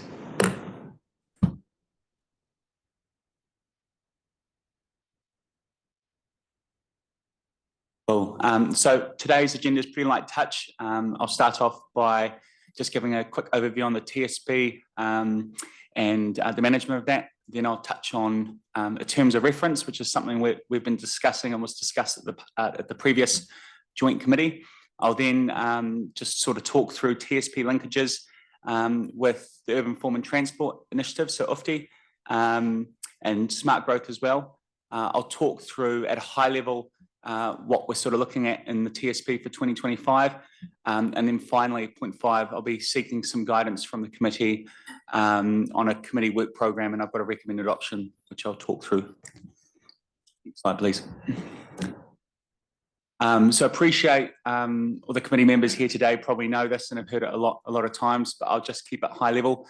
The TSP seeks to achieve the transport function of these connected centres vision by setting out a 30-year roadmap for transport planning in the Western Bay of Plenty. It establishes priorities for transport initiatives over 3 time periods: the short term, which is 0 to 3 years, the medium term, which is 3 to 10 years, and the long term, which is 10 to 30 years. It takes a holistic approach of the entire transport network of all modes and includes travel demand management. It focuses on how different modes of transport interact and influence one another. Next slide, please. Transition to low resource modes. So sort of touched on it at the start of my introduction. At the last joint transport committee meeting, staff proposed to bring the TSP program management in-house. So the rationale behind that is you'll be aware with the recent government policy statement on land transport, there's reduced funding for local road improvements. Actually, there's no new road projects as such that are funded, and the need to reduce overall expenditure for the TSP's operating model. We know that NZTA can no longer fund partnership models like this, and it's happening across the country. Low resource mode and my tenure as program manager will take place until the RLT preparation phase kicks off in early 2026.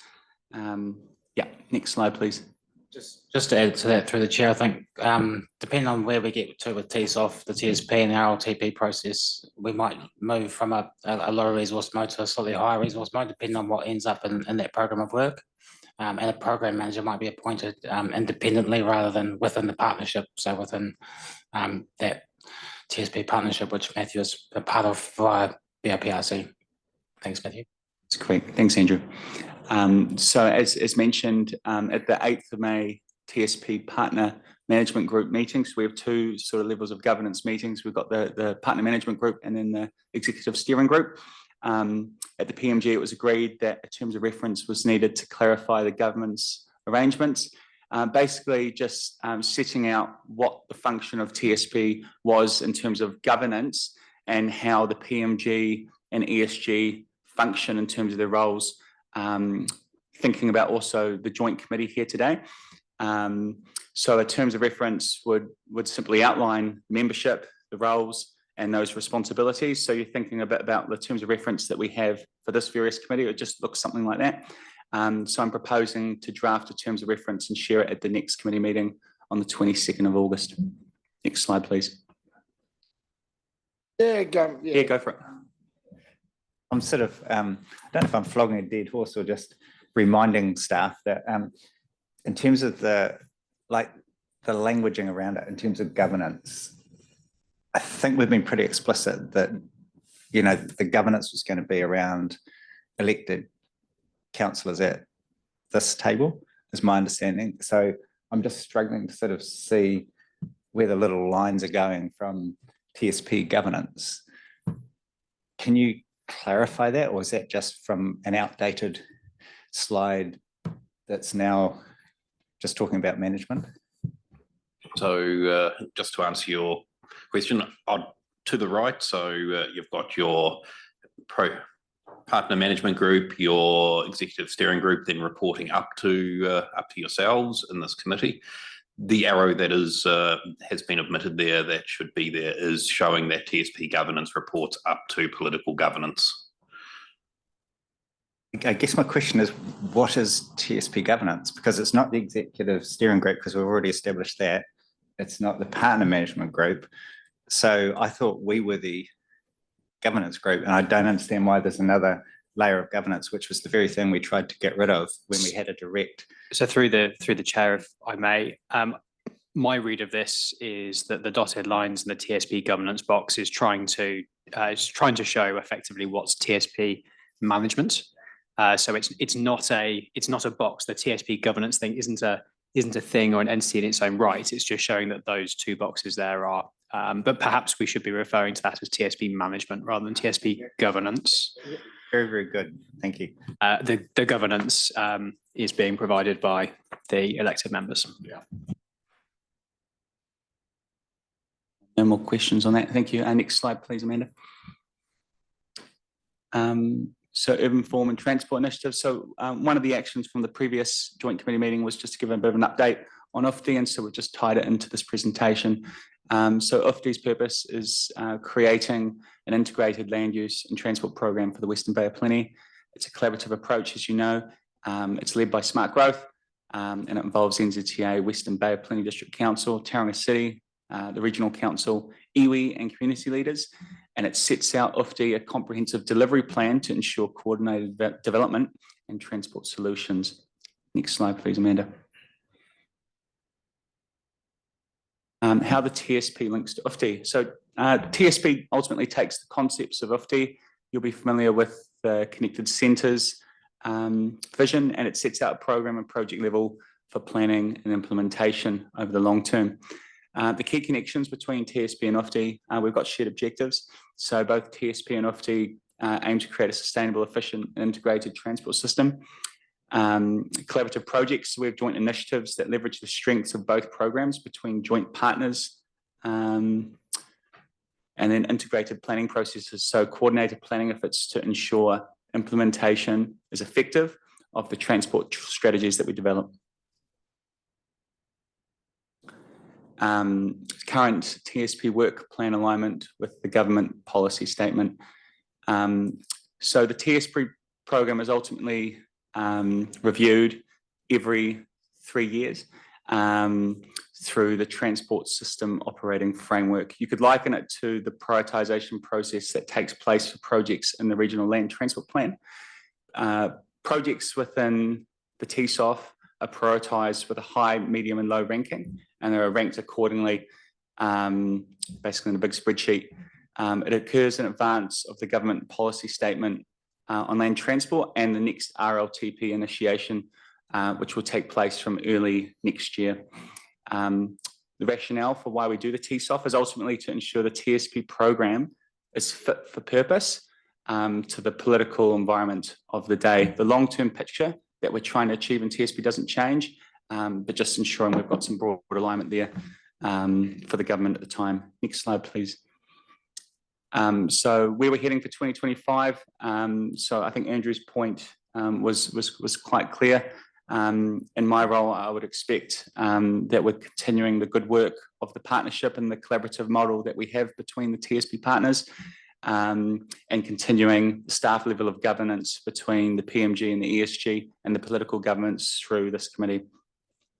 Program adaptation, so we'll be focusing on developing the transport system operating framework, that prioritisation process later in the year, focusing on small and medium-term projects with alignment, to annual and long-term planning processes, all in time for the upcoming GPS and the signals that are coming from that, and the RLTP process. Ultimately, we're trying to seek funding in the 2027-2030 NLTP. We want to continue the strategic planning and alignment we're having between TSP and smart growth, and basically clarifying and strengthening those connections with other initiatives that are going on, such as the port expansion and investment into other areas in housing and congestion. In terms of funding and investment approach, the government has been very strong in looking at alternative funding models. So that's something that we will do in the TSP going forward, and yet increase partner contributions. It's totally dependent on what happens on our program when we're gearing up to the next RLTP and if things ramp up or not. But we won't know for some time. Next slide, please. So guidance on the committee work plan. So on the 11th of April, the previous joint committee meeting, the action that was set out, I've had it up there on the screen, is a request from the committee for staff to present the collaborative model for council teams to deliver the committee work plan. So just thinking about that, I put some questions below. What would you like to see in that committee work plan, and what are the next steps, and what is the timing of development? So in thinking about those two questions, I've put forward two options for the committee work plan going forward. The first option is that we develop a committee work plan based on the current projects and priorities that are going on in our annual and long-term plans. That's something that's already taken place.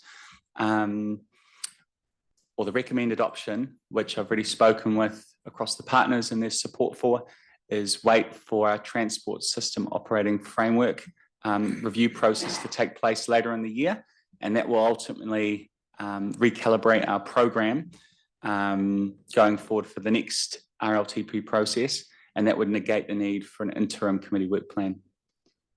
Just to add to the chair as well, we've talked at the staff level about that.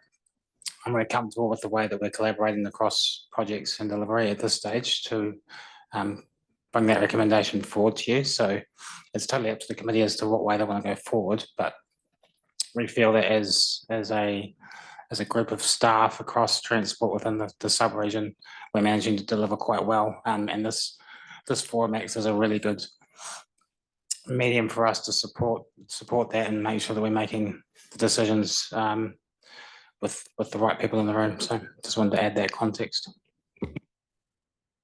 Just one point further for me for the committee before I sort of put it to the group is there's an obvious expectation that we would involve this committee as we work through that TSOF process, so you would get involved in that political governance. Thank you. Okay, open for questions. The first question that I would have is in the interest of collaboration, part of the whole basis of TSP was connected centres, as we know, and so I'd love to hear what the TCC came up with regards to the likes of the interchange, Brookfield, and also connecting Mount Maunganui. I mean, that's another one that's to me is a priority thing that isn't funded by NZTA, and they're not online anymore. That was, to be very explicit, we had our 4 days of meeting starting at 9 each day, most days, and got to mid-afternoon yesterday where I guess I endeavoured to look at that issue as part of a number of items on the Tauranga City Council capital program. So it was decided by the meeting not to do that. So the capital program as it currently stood was accepted with just FYI, there was a consultation amount of 505 million, I think it was. We've got it at 498 million at the moment, just through nothing too intentional from the elected members, just the way things work through.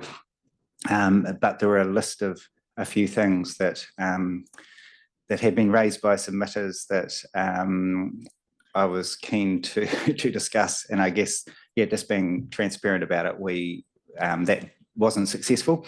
So we're going to have a discussion in July, I believe it is, mid-July, where this issue, along with a number of others, will come up. I don't, personally, I don't understand how that will work. And so I guess I wanted to say that so that we own it as elected members, but if staff understand how that process works, they're welcome to add, but I have no understanding. It was more just the mayor's direction, I think, rather than staff. Happy to talk to the rest of this one. I think with regard to, so every individual organisation will have their own work program through annual plan and LTP processes. That program or capital program is influenced by the feedback there and decisions at the time by each council. So, for example, we've gone through the the process right now, and there's been an overlay of what's important via our council about the projects that we are seeking to do. But it is fair to say that this set of councillors and this set of staff, particularly with this GPS change, have had to really do some serious thinking about what's important. Quite a lot differently from every other GPS I've seen. I've seen a few. And so what staff have done is presented a holding pattern to this council that is reflective of TSOF and the TSP, but it doesn't align with what the expectations inside the TSP program is right now. So we would be recommending option 2, because what we're seeking to do is make sure that our alignment around the TSP program, because that GPS change is not just materially affected TCC, it's affected all of us. And so that has to flow through into that system. So in order to achieve the strategic objective set in UFTI and then flowing through to TSP, we need to just crack the handle in there, but once or twice again, so that we can understand what a different program looks like. And then we work as staff through this committee and through that governance arrangement you talked about and our own governance teams to align our LTPs and annual plans. So for example, yesterday we talked about a project, Domain Road. It's in the TSP. It is prioritised in the TSP. It's had a business case, but under the previous government, it wasn't successful in funding. And so through no fault of its own, the GPS change, and then that is no longer funded. So our council has to consider therefore then, will it fund it fully or not, or does it want to delay? And that's an appropriate decision for our council to make. And that needs to be fed back in. So there's a bunch of things like that staff would like to go through, redig the garden really around that. So we're fully supportive of the recommendation here around that, and things like Brookfield and a PT package and other things like that. So earlier today we heard about the preparation of the RPTP. We also heard about a strategic network plan that Wakakotahi's putting together for this area, and all of those elements kind of need to be pushed back into the dough. So we've kind of gone backwards a little bit on what the TSP is actually presenting. Does it represent UFTI in the current GPS environment? I think the answer is no. And I've spent a long time talking, sorry. And we'd like to take the opportunity to reset it.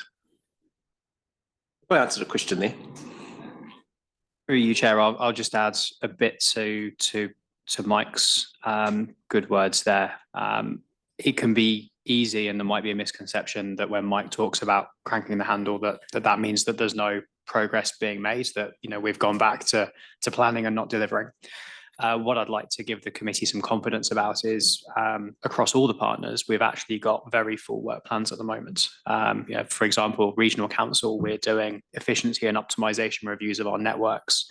We're doing all the work to deliver NTS. There's the RPTP process underway. Tauranga City Council, big capital projects coming down the road, no pun intended, and NZTA, we've seen the videos today of the immense work that's being done there. So what we're saying is, as things stand in the short term, our cups are full in terms of what we're delivering.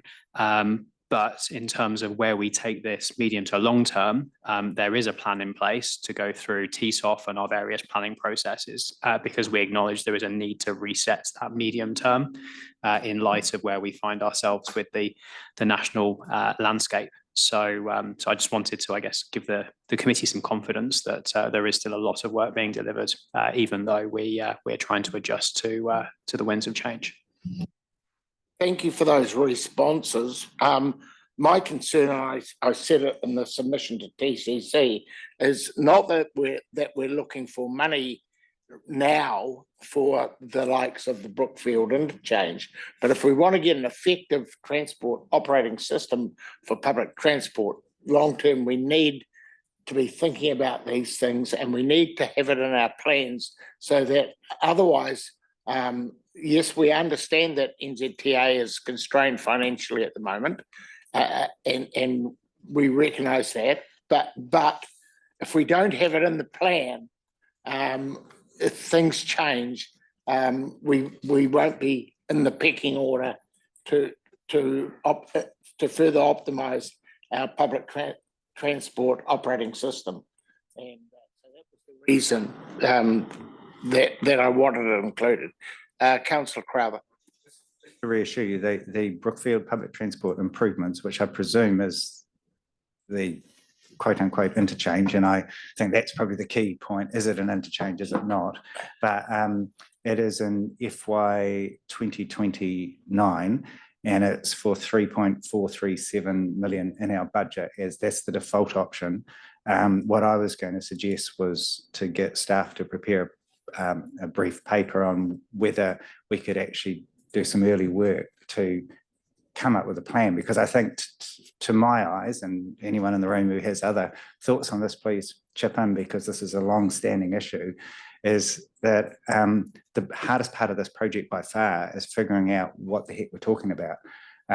So there is one particular site there that has been talked about in the past. There's another one that I see could have potential, but there are very few pieces of land.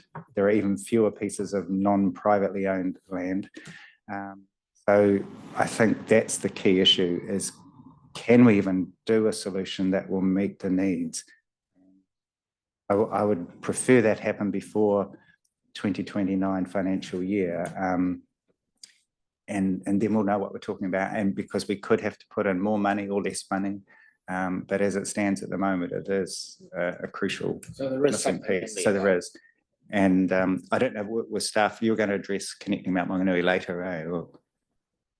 Happy to address it now, and that so that is an example where, as part of the annual plan proceedings, it's been decided that there is TCC will essentially underwrite progressing of a business case for that. We'll definitely be going cap in hand to everybody. Maybe we'll shake the tin after this meeting. So as I understand how that resolution ended up being written.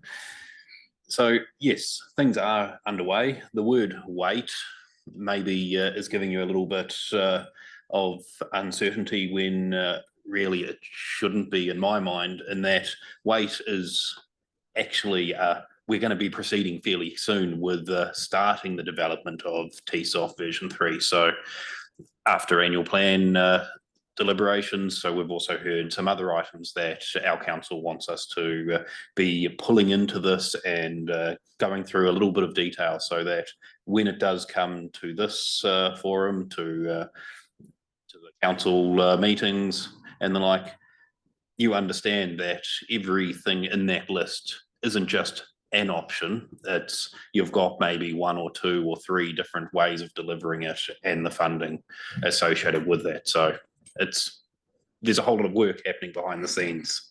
We're not just asking you to wait.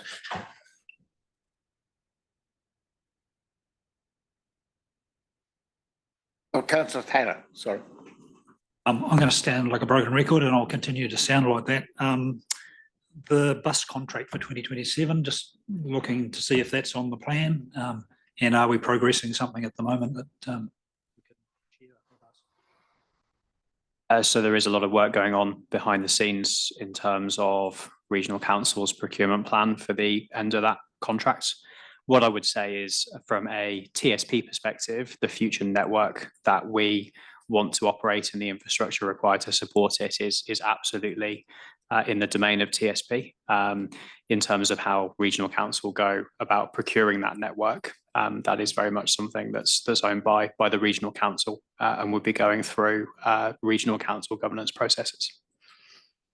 probably the former that I was talking about. You know, what does the contract look like? What are we trying to achieve with the new one?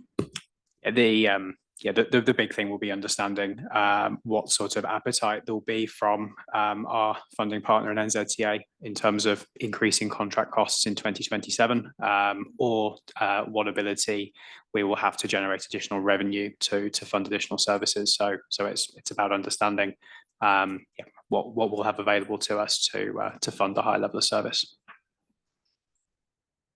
I don't want to drag it out, but I'm just thinking things like our on-demand trial and that. How does that inform a contract that we might try and put out to tender? You know, if we're only just going to finish that at the end of the year, is there enough time to actually get that built into what our contract might look like for the next 15 years, 10 years? Yes, it should be. So we're bringing a substantive update on demand to the next meeting of the Public Transport Committee. So we're starting to see some really good learnings from that trial, which is very timely to inform those processes that we'll be going through shortly. I just had a question around the, Matt, you mentioned small and medium projects, I think it was. Is the definition of small, the low cost, low risk? And then what is sort of the difference between medium and large? How many millions are we talking about? I think I would just, it's a good point through, Mr. Chair. I think we just scrap the word small and medium and just focus on right-sized projects that are fit for purpose for what we're trying to achieve. We know there's less money from the government at the moment. So we want to make sure that the projects that we are putting forward, and it ties to all these points around our contracts and potentially service uplift as part of our procurement space, what is going to be right-sized. And so again, to Ollie's point, it's and my role in the TSP is now making sure that I'm really connected to BOPRC so that I can make sure that the program and the procurement space at BOPRC is nice and integrated. Through you, Mr. Chair, and just to perhaps paint a picture of what we'd like to take you through over the next sort of 12 months, is before the RLTP starts in earnest, we need to give you some confidence around the long list that's inside TSP, the prioritisation process that it uses, the size of the projects that currently occupy the TSP, the cost, the new cost escalated, then some scenarios of how that might play out. You could focus on a PT package and a PT focused version of that. We could put a GPS aligned scenario together. There are different kinds of scenarios that you have choices around. And I think to do that work properly, we've got these tools already, and we've got that base program and that whole bunch of evidence and work already. And this is to evolve that to the next level. So before the end of the calendar year, and particularly for our annual planning process, and then the subsequent LTP processes coming up too, we would see this work being critical to influence those out years again. And I think the timing of such things like Brookfield and others, and what investigations need to happen right across the program will be more clear. And it'll give us a much better sense of the operational expenditure that we need in order to do investigations and the cash flow. And I think that's where I'm trying to get to on this, is how much cash flow do we need in every year? How many investigations do we need going in every year? Well, how many in design, how many in construction that's sustainable for everybody going forward, noting that within 3 years or 6 years, there'll be another GPS change. And I think that's the kind of foresight we'd like to be able to try and figure out. But we need this thing to work first and to verify and qualify the information within it at this stage. So that's the journey we'd like to take you on. And I think that's where we would see the work plan going over the next wee while.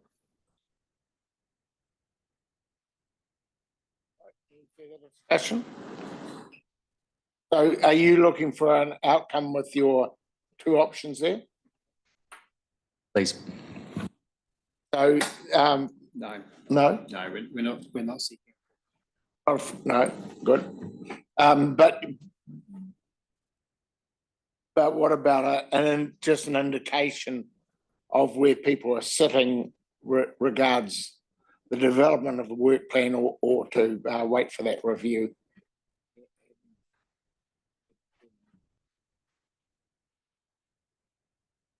Yeah, it's just feedback, really.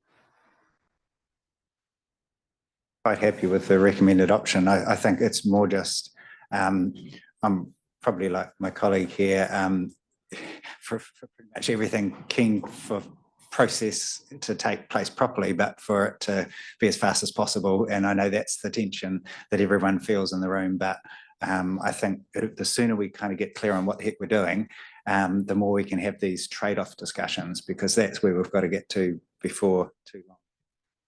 Does anyone want to speak against that? Otherwise, we'll give that as an indication. Ron, you're allowed to speak. It's not a. Okay. Pardon? All good. All good. So that's you've got a feeling of where we're coming from. We're supporting the staff recommendation there, in principle, right? That's your report. Thank you, sir. Thank you. So Thank you, now everyone. then we're going for the joint public transport projects update. Final item, isn't it? Thank you, Mr. Chair. Just through you again, just going to take the paper as read. Happy to answer any questions. Thank you.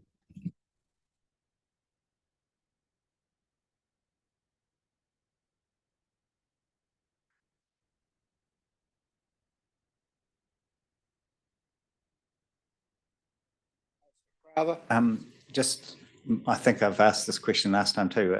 Arterial routes review, what's the indicative timing of when we might get to sort of see where things are going to land? So planning to next committee meeting bring into a workshop. So we have at a staff level, and I believe it was only a couple of days before the previous meeting, we'd done a real long list workshop with staff. We have now whittled that down to around 20 different potential interventions, of which end up forming 3 or 4 groups. We're just doing a little bit of work on assessing what options are within those potential interventions, and that we can bring that into a workshop setting next meeting.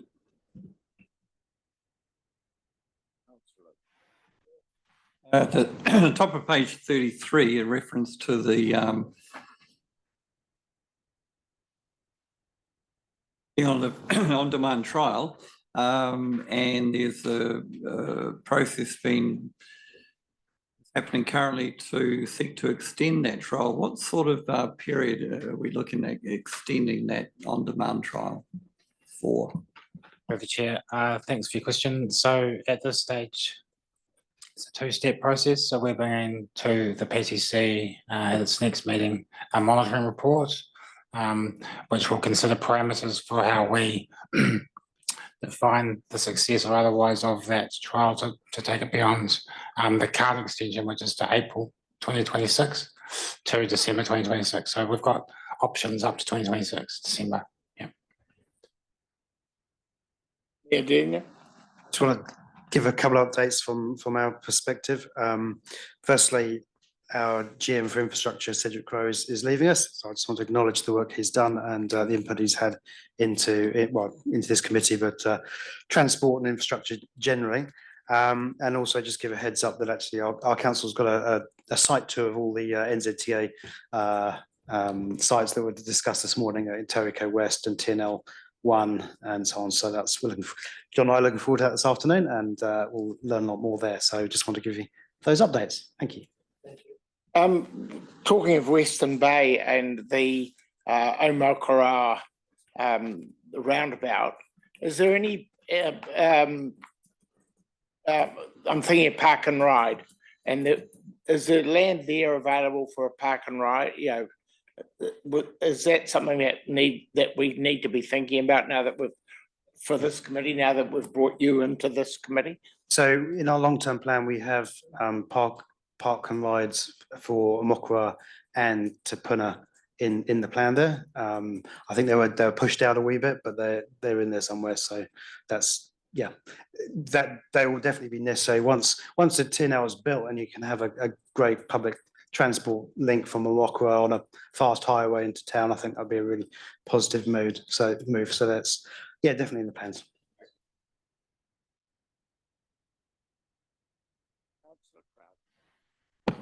I don't know if the question's to regional council or to Mayor James, but is that the plan, to have public transport routes on the TNL, or is it to put it on the old highway? Because the last that I heard, it was public transport was going to be on the existing.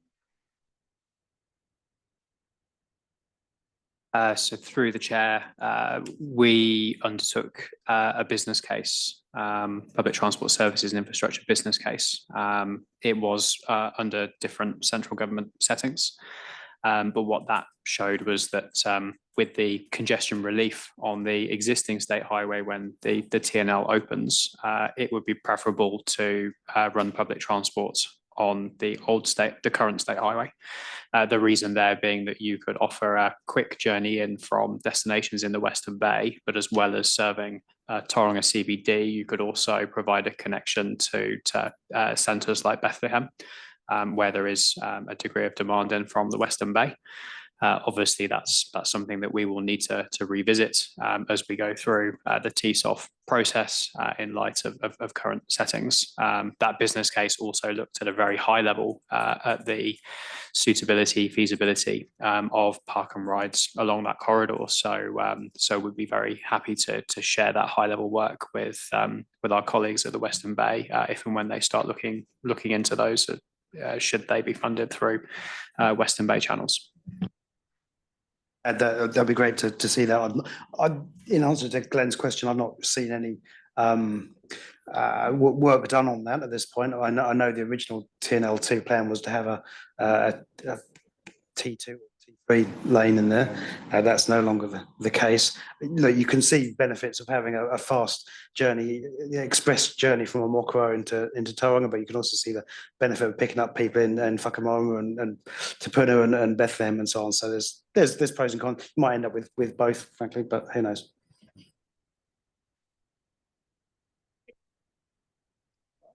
Yeah, sorry. I haven't introduced myself yet.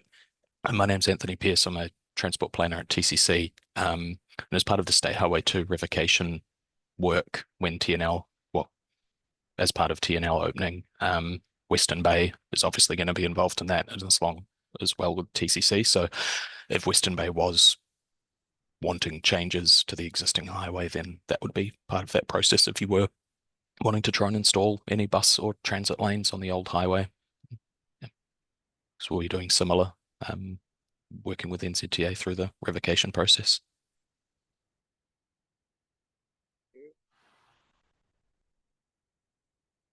Any further questions? This is a non-decision making one. Yeah, I don't know. Oh, I'm moving and seconder to receive the report. I'm happy to move.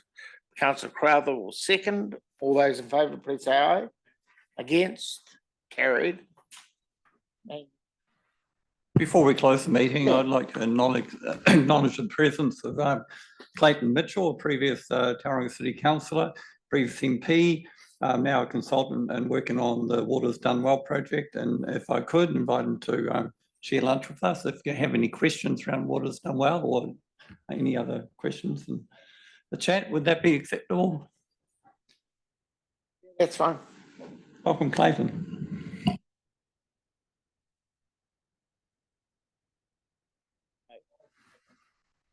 Close the meeting, we'll have a casual chat. We're going to have lunch, but it's not here yet. All right. Thank you for your participation. Has anybody got any last closing words they want to make?